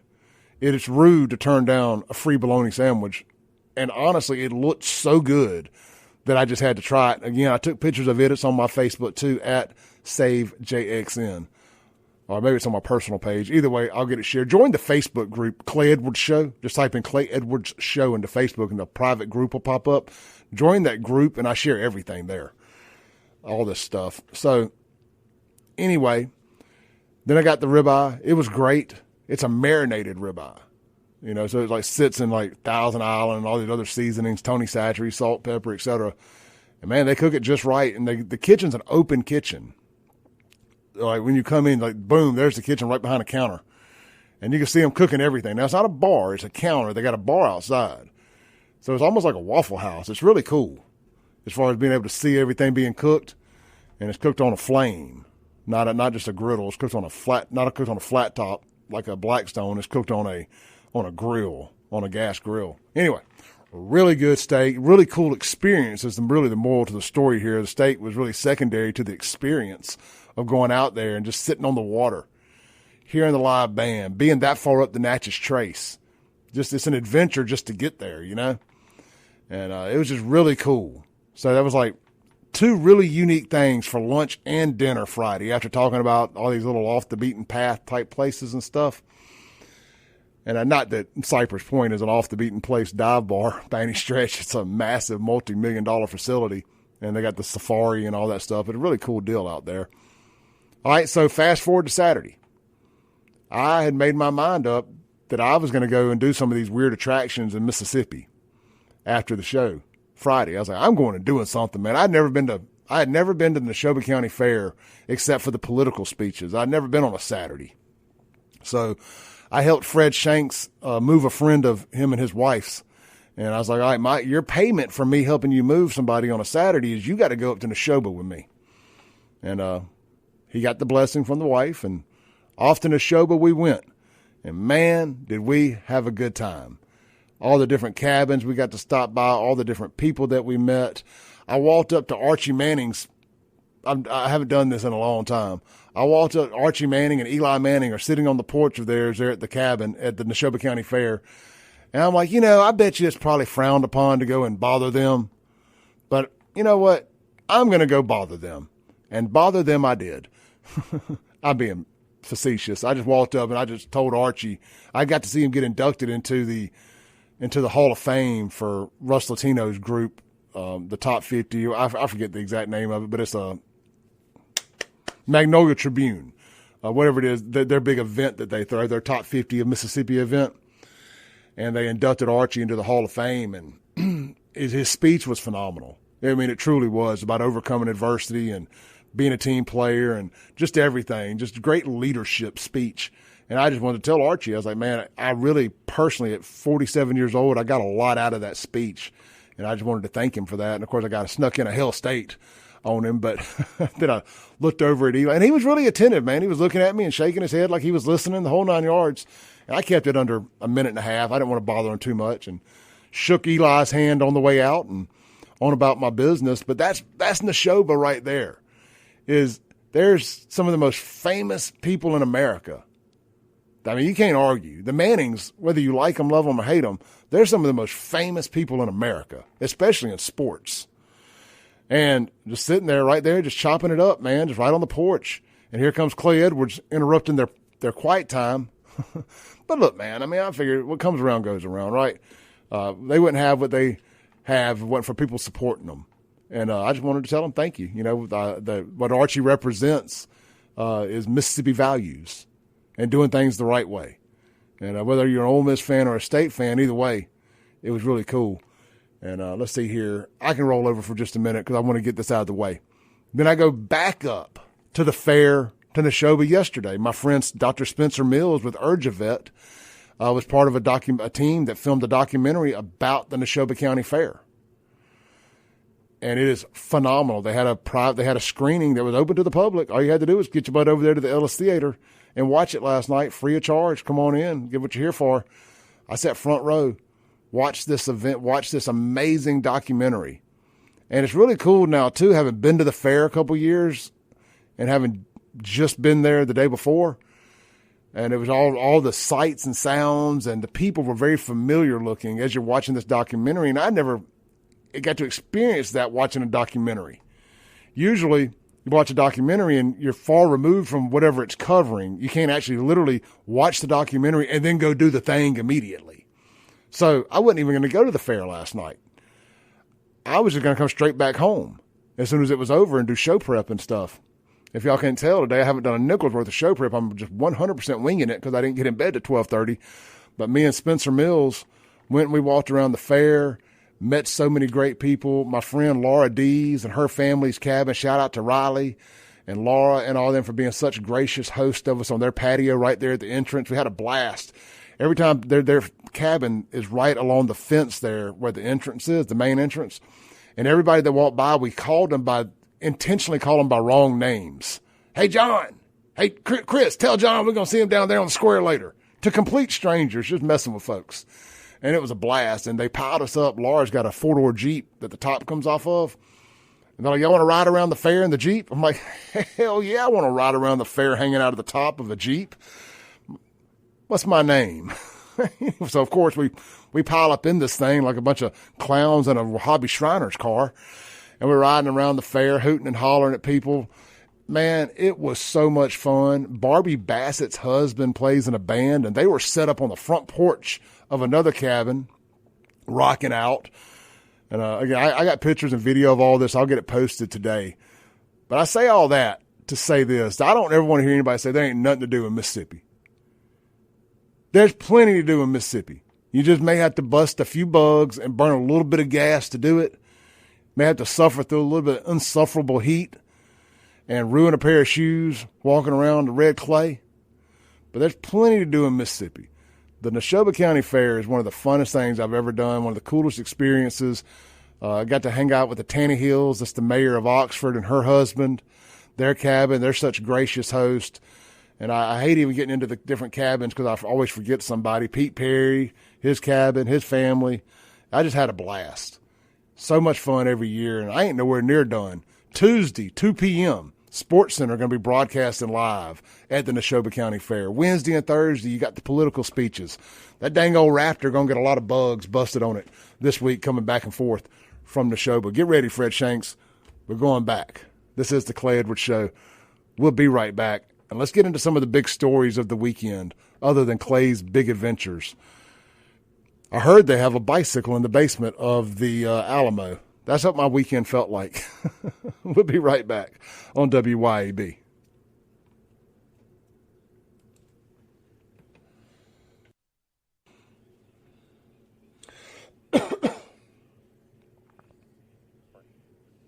Welcome back into the Clay Edwards Show. This segment brought to you, just heard the commercial there, from 042 Wine and Spirits.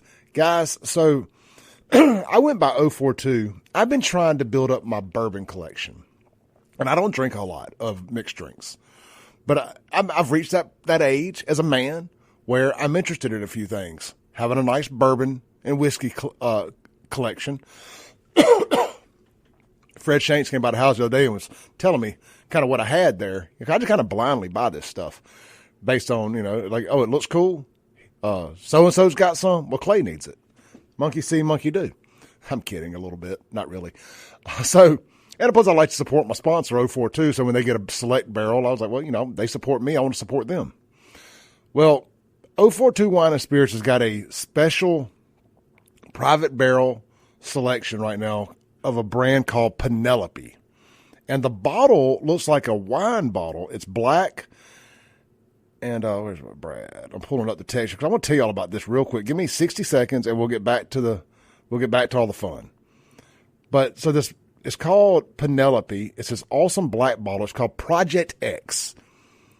It is I know I'm going to butcher this. It's Penelope Project X Oloroso sherry finish. It's 108 proof. It's hand-selected by the staff and owners at 042 Wine and Spirits. It's even got that stamped on the bottle. Selected by the 042 staff, just like that bottle of Four Roses that I got from them. And that's just really cool to have these big national brands and your liquor store that you frequent in your neighborhood, it's got their name on it. I didn't even know they did this stuff, man. I hadn't never really just paid that much attention until I started having 042 as a sponsor, and I've been really paying attention. It's the only one of its kind in the state of Mississippi. It's smooth, dry fruit and sherry on the front end of the pour with a light spice note back end. Swing by, try it. You can try a pour right there at the liquor store. They'll give you a little pour of it for free. The bottle's $69.99. Yeah, it's a little pricey, but it's a lot of good. It's like a good tattoo ain't cheap, a cheap tattoo ain't good. Same energy for a good bourbon. And I'm learning about it. We got one of the top 150 bourbon bars in America that's a sponsor on this show right down there at the Manship. We had Stephen O'Neill on here a few weeks ago talking about that. We got some really good, just cool lifestyle brands attached to this show. What they do at 042 Wine and Spirits, the Manship, I could go on and on. So we're going to start taking advantage of and leaning more into this stuff some. I ain't trying to steal Bo Bound's y'all lifestyle shtick. He does great at that. But I do want to start talking about the things that I find interesting outside of just politics more. And it's like my interest. And if I don't do that and, kind of take care of that, satisfy that sweet tooth of talking about the things I enjoy, I will lose interest in doing this altogether. If I'm just forcing myself to come and talk about politics and culture war 24/7. That's not what I want to do. I want to talk about men's mental and physical health. I want to talk about good bourbons, great food, just things that I enjoy. We'll talk about some sports come football season. So swing by 042 Wine and Spirits, grab a bottle of Penelope Project X. It's right there on the counter, or right next to the right of the counter where you go to pay. So I need to circle back real quick to the fair. And I felt bad, and I left off some names of some people whose cabins showed us so much hospitality that I'd be remiss if I didn't mention them. And thank you, Fred Shanks, for helping me out remembering some of this stuff. Mike and Celeste Hurst, Representative Hurst, Representative Celeste, and Mike's the head of the Mississippi GOP. We stopped by their cabin. It was right across the street from Laura D's and them's. So I really appreciate them showing us some hospitality and sitting down and getting to chop it up with them. She gave me some black cherries, and I ate dang near a whole bowl of their black cherries, which are great for health reasons. Of course, I mentioned the Tanny Hills, the mayor of Oxford, and her husband, great folks. Pete Perry, Camp Murphy. Sunshine in a cup is all I got to say. They make this magical, mystical mixed drink. It looks like lemonade called Sunshine in a Cup. And you drink more than about one cup, and you may not be seeing sun for 3 damn days, as Kid Rock would say. Very good stuff. The PBM Cabin. That's the Mississippi Independent Pharmacies. Independent pharmacies are under attack in Mississippi right now by these big globalist companies. We're going to be telling you more about that and how you can support some bills that will help save independent pharmacies, like the one right here in Flora, like the one I use, Brandon Discount Drugs. You know, they are in the fight for their lives against these conglomerates, and I'll tell you more about it. I don't have it all in front of me. So, really cool stuff. And one more thing. Got to yesterday after we watched the documentary. By the way, the name of the documentary about the Neshoba County Fair, you can't watch it anywhere yet. They are going to be doing a premiere in the Jackson Tri-County area here in about 6 weeks. Of course, I will let y'all know who, what, when, where, and you'll be able to go watch it like we did there at the Ellis Theater. It's called The Last American House Party. You can go find it on Facebook and all that and keep up with it. The Last American House Party. But Marty Stewart's cousin is in charge of, or kind of watches out on the Ellis Theater and the Congress of Country Music on Marty's behalf. And I don't want to say he runs it all, but he's Marty's eyes and ears over there. Charles is his name. And Charles invited me and the guys that put out the documentary, because I just kind of hung around talking. So I got lucky just by attrition, because I was on the right place, right time, not because of any other reason. He's like, man, y'all want to see the tour bus and some of Marty's personal vehicles in the garage? I'm like, hell yeah. They got a 1953, and I'm going to post the pictures on my social media here as soon as I get off the radio. A 1953 old school tour bus that's been completely redone inside and out. Man, if this ain't the coolest thing I've ever seen in my life, and I love tour buses. I've been infatuated with tour buses ever since I was a kid, watching MTV and all the big rock bands on their tour buses. I think probably the video that really, made me fall in love with tour buses was probably Motley Crue's Home Sweet Home. Because it was like that behind the scenes kind of footage, and them riding in the bus and stuff, or Poison, Cry Tough, or one of those videos where they were in their tour buses and stuff. And then hundreds of others throughout the years that showed there. Once Motley Crue did the Home Sweet Home video, and it was kind of behind the scenes footage, every other band had to do that same kind of video for their ballad. But I've been infatuated with tour buses ever since. And to get to go in one that goes back that old, 1953, and we got to take a picture in the back, the lounge part, which would have been so cool. I don't know, like in 1953, if it would have been the lounge or if it would have been like the master bedroom area. It didn't have any of the bunks in the middle. I don't know if they've been retrofitted out. Anyway, this thing is super cool. What they do is like when a big artist flies in on their private jet into the little airport up there in Philadelphia, or Neshoba County, wherever it's at up there to be exact. There's two of them. There's one that you can fly private jets in and out of, and then there's one that's more like Cessnas.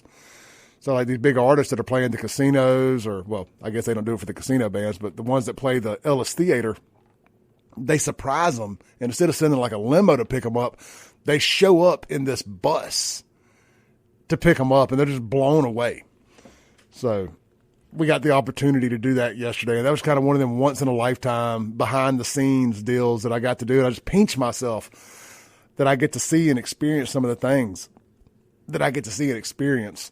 It's really, really cool. All right, let's take a break. That's that I promise no more of Clay's big adventure.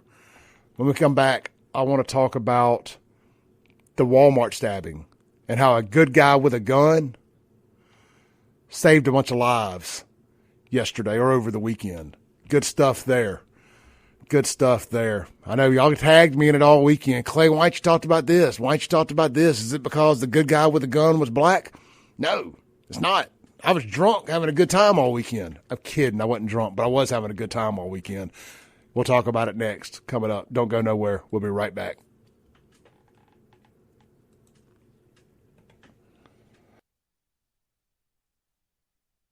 Welcome back in to the Clay Edwards Show, here live on WYAB, streaming worldwide at WYAB.com, as well as the TuneIn app and Alexa. Just search WYAB. The podcast will be available usually within an hour of the show ending. Cut all the commercials out of it, minus the live reads, and get it thrown up there to Apple, Spotify, Podbean, Amazon Music, Audible Books, anywhere you listen to podcasts. It is available within 1 hour of the show ending. So be sure to check that out. You're looking for somewhere to eat today? Don't forget our friends over at McBee's. It is their Chicken Spaghetti Monday. Can't go wrong there. They have the chicken inside the spaghetti, and then they put it on top of it also. So don't forget McBee's. Blue plate of the day is chicken spaghetti. Also, don't forget Mazda of Jackson. Guys, it's time to put a little more sizzle in your red-hot Mississippi summer at Mazda of Jackson. Drive away on a road trip with a boost from Mazda of Jackson's $1,000 off owner loyalty reward. And, that's right, but wait, there's more. 1.9% financing on the 2025 CX-90, CX-70, and the assembled in America CX-50. 1 year maintenance is included on your new vehicle purchase, and take advantage of the pre-tariff inventory before it's gone. Experience Mazda's exhilarating performance, top-notch safety, and reliability. It's time to choose Mazda. Mazda of Jackson. You can shop online at MazdaofJackson.com or visit Mazda of Jackson, I-55 Frontage Road. And, of course, Jackson. All right. Speaking of Mazda of Jackson, if you guys want to chime in on any of the related stories this morning, I haven't really told any stories except my own personal war stories. 601-879-0002 is the Mazda of Jackson phone line. The Guns and Gear text line is 769-241-1944. All right, so I was trying to find the story attached to the knife attack here, but it just says we're going to play the video for those watching online. It says new footage shows armed citizens detaining a suspect who went on a stabbing rampage at a Michigan Wal-mart. 11 were injured, 6 critically in the random attack. Legacy media should lose their broadcast licensings for not reporting the news appropriately. They don't want you to know a good guy with a gun. See, legacy media doesn't want you to know that good guys have guns. That goes against the narrative. Good guys can't have guns. I don't know if there's any bad language in this guy, so I'm just going to kind of play it in the background a little bit and talk. You got a black guy with dreads with the gun on the stabbing suspect, who appears to be a deranged white man, or either white or Middle Eastern. I can't quite tell. Somebody has zoomed in and posted a photo, but it looks really bad, man. There's some people in bad shape. And I don't know why they just didn't kill the guy. I mean, like, my only problem with this whole thing is, why'd you let the guy live? See, if it had been a white good guy with a gun, he'd have killed him. I'm kidding. Y'all do not come at me. I'm just kidding. No, shout out to the guy, and shame on the person that messaged me and said that foolishness, too, by the way. Oh, if it had been a white guy with a gun, you would have already said something. No, I wouldn't have. Sometimes I save content for the radio show, believe it or not. But yeah, look, man, you need to get a gun. I keep one on me 24/7. 24/7.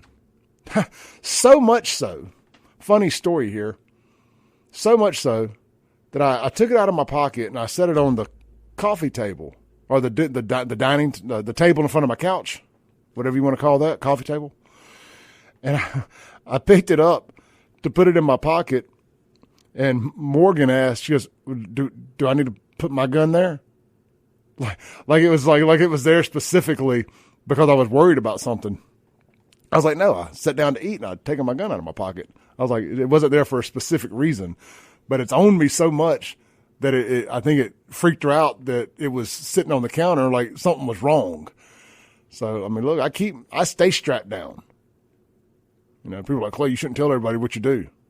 Well, whatever. I stay strapped down. You should too. You should too. Yeah, do you ever just see this? People get mad at me when I say what I'm about to say here. But any of y'all, I mean, ever like vision, like being the good guy? You know, like getting to.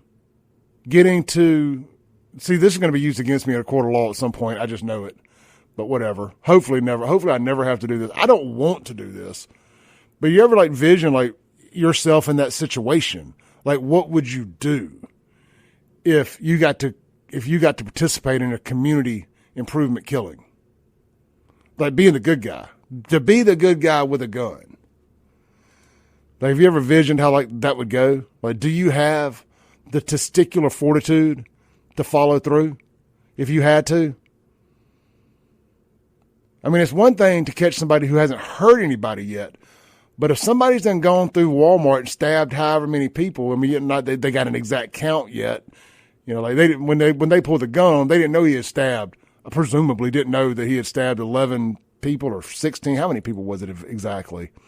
11 injured, 6 critical. Yeah, so he stabbed 11 people, attacked 11 people.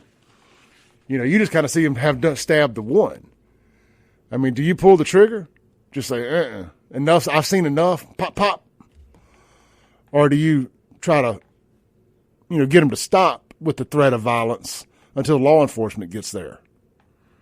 I mean, I'm just kind of curious. Like my gut reaction, just sitting here, you know, without having a gun in my hand and the situation in front of me, I would like to think that I would just pop, pop, and shoot first, ask questions later. But you're in a state like Michigan, a blue state. So you have a high probability of going to jail for being a good guy with a gun. How dare you pull a gun on our felons, on our violent criminals? How dare you? The black guy better be careful. He may become the new black face of white supremacy, even though he pulled a gun on a bad guy, but you don't know that bad guy's situation. You don't know what he's been through. You don't know what made him commit the crimes he did. Now, if the racial roles were reversed, mainstream media would be having a heyday. White man pulls gun on poverty-stricken black man who is just stabbing people due to you know they would. You know they would be blaming it if the roles were reversed. White racist pulls gun on poverty-stricken black man who is taking out his frustration of systemic infrastructural racism on colonizers at Walmart. You know they would. Well, I mean, C.J. LeMaster's here local. Oh, yeah, you know they would be doing it. I'm going to take my dig. I'm going to take my dig when I get a chance. Snitch. Let's read some comments, shall we? Roger says, this is unrelated too, by the way. Roger says, Roger, I think I saw you ride. I saw the Country Pleasing trailer ride through the Florida Shopping Center earlier. Was that you? He says, behind the music with Def Leppard talking about what happened in the tour bus wreck, as well as the behind the music Metallica tour bus wreck, are phenomenal documentaries. Yeah, so, well, Def Leppard's what the tour bus wreck. Rick lost his arm in a Corvette wreck. He flipped his Corvette over there in Europe, and I think he hit a big bolt of rock or something, or the car landed on his arm or something, but the wreck caused him to lose his arm. Cliff Burton's was a tour bus wreck. Was Def Leppard in another bus wreck? I mean, you do hear about him a good bit. More tour bus wrecks than you think. Apparently Hardy was in a bad one, so bad that he has anxiety about it and still has to cancel shows a week. He's like, I'm going to be having a panic attack Friday. Let me cancel the show. That's what he did last time he came to Brandon. It was like on a Monday. The show was going to be Friday, and he canceled it due to an anxiety attack. I'm like, how do you know you're going to be having an anxiety attack in a week? Whatever. I mean, I get it. It sounds like I'm busting his balls. I mean, I guess I am a little bit, but either way, glad he survived the bus wreck. Terrible, terrible situation there, man, because you're not exactly sitting in a seatbelt. You kind of get thrown around a lot there. There ain't no seatbelts on a tour bus. I don't know if you've ever been on one or not. I don't believe there is anyway on those little benches. I think they'd be more dangerous than they would anything. Well, let's see here. Ty says, yes, Happy Gilmore is the reason I decided to go. Happy Gilmore, too. Decided to go where? Am I reading text out of line? Also, just one more time, happy birthday to Jake Hudson, watching on the live stream. Told him earlier, but he sent me a $1.99 super chat, so I want to make sure I tell him again. Anything else I'm missing? Jonathan, great show, guys. All right, man, kind of thin on the comments today. But hey, all good. You can't win them all. You can't win them all. So, Jake, appreciate you. Roger says my mom is from England and has the old newspaper clippings about it. Says, yes, they were in a bus wreck like 3 weeks after they got their first bus when they first made it big. Interesting. I'll have to go back and check that out. But I know he lost his arm in a Corvette wreck, in a sports car. I'm pretty sure it was a Corvette. All right, let's take our last break of the day, come back, land the plane. This is the Clay Edwards Show. Internet, don't go nowhere. I'm going to stay with y'all during the break. Radio, rip the knob off. Andrew Gosser coming up next. This is the Clay Edwards Show.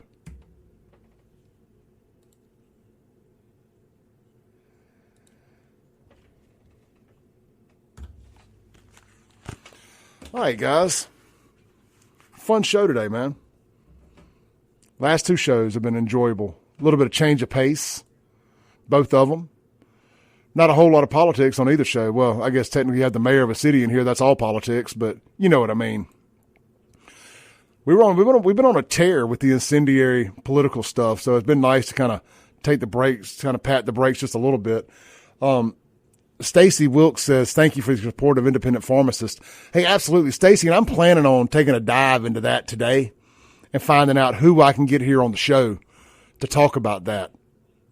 I've got the information to scan, so I'm going to see if I can get somebody on the show to discuss the independent pharmacy battle, because we need our independent pharmacies.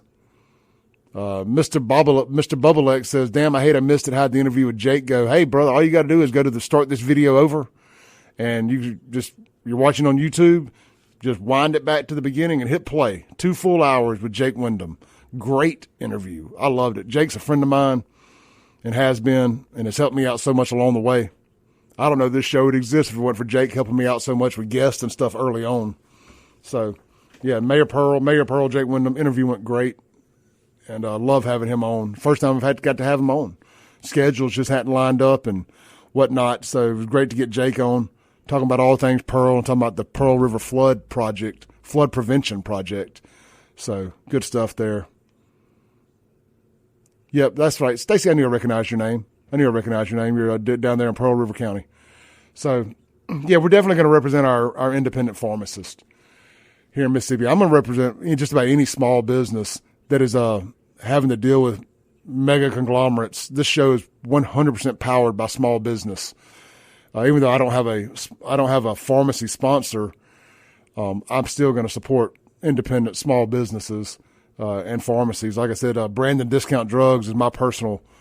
I'll probably tell you way too much information about myself, but Brandon Discount Drugs is my personal pharmacist, and It's like you're not even dealing with the same type of industry when you deal with, say, a Walgreens versus an independent. I mean, other than I get medicine from both of them, the process in which to get said medicine is so drastically different. And this is not a knock on the employees at a Walgreens or the Kroger pharmacy.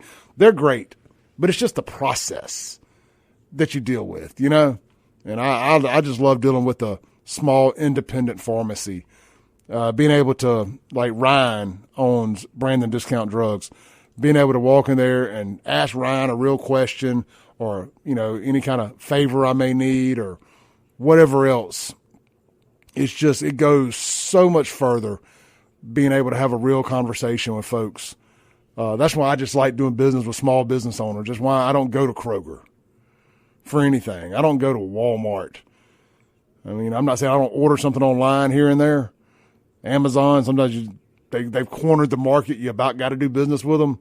But I drive to Allen's Supermarket, Ramey's, Fairway Foods down in Pillahatchee. I do business with small business. We're coming back to land the plane. Hang tight for 1 second. All right, guys.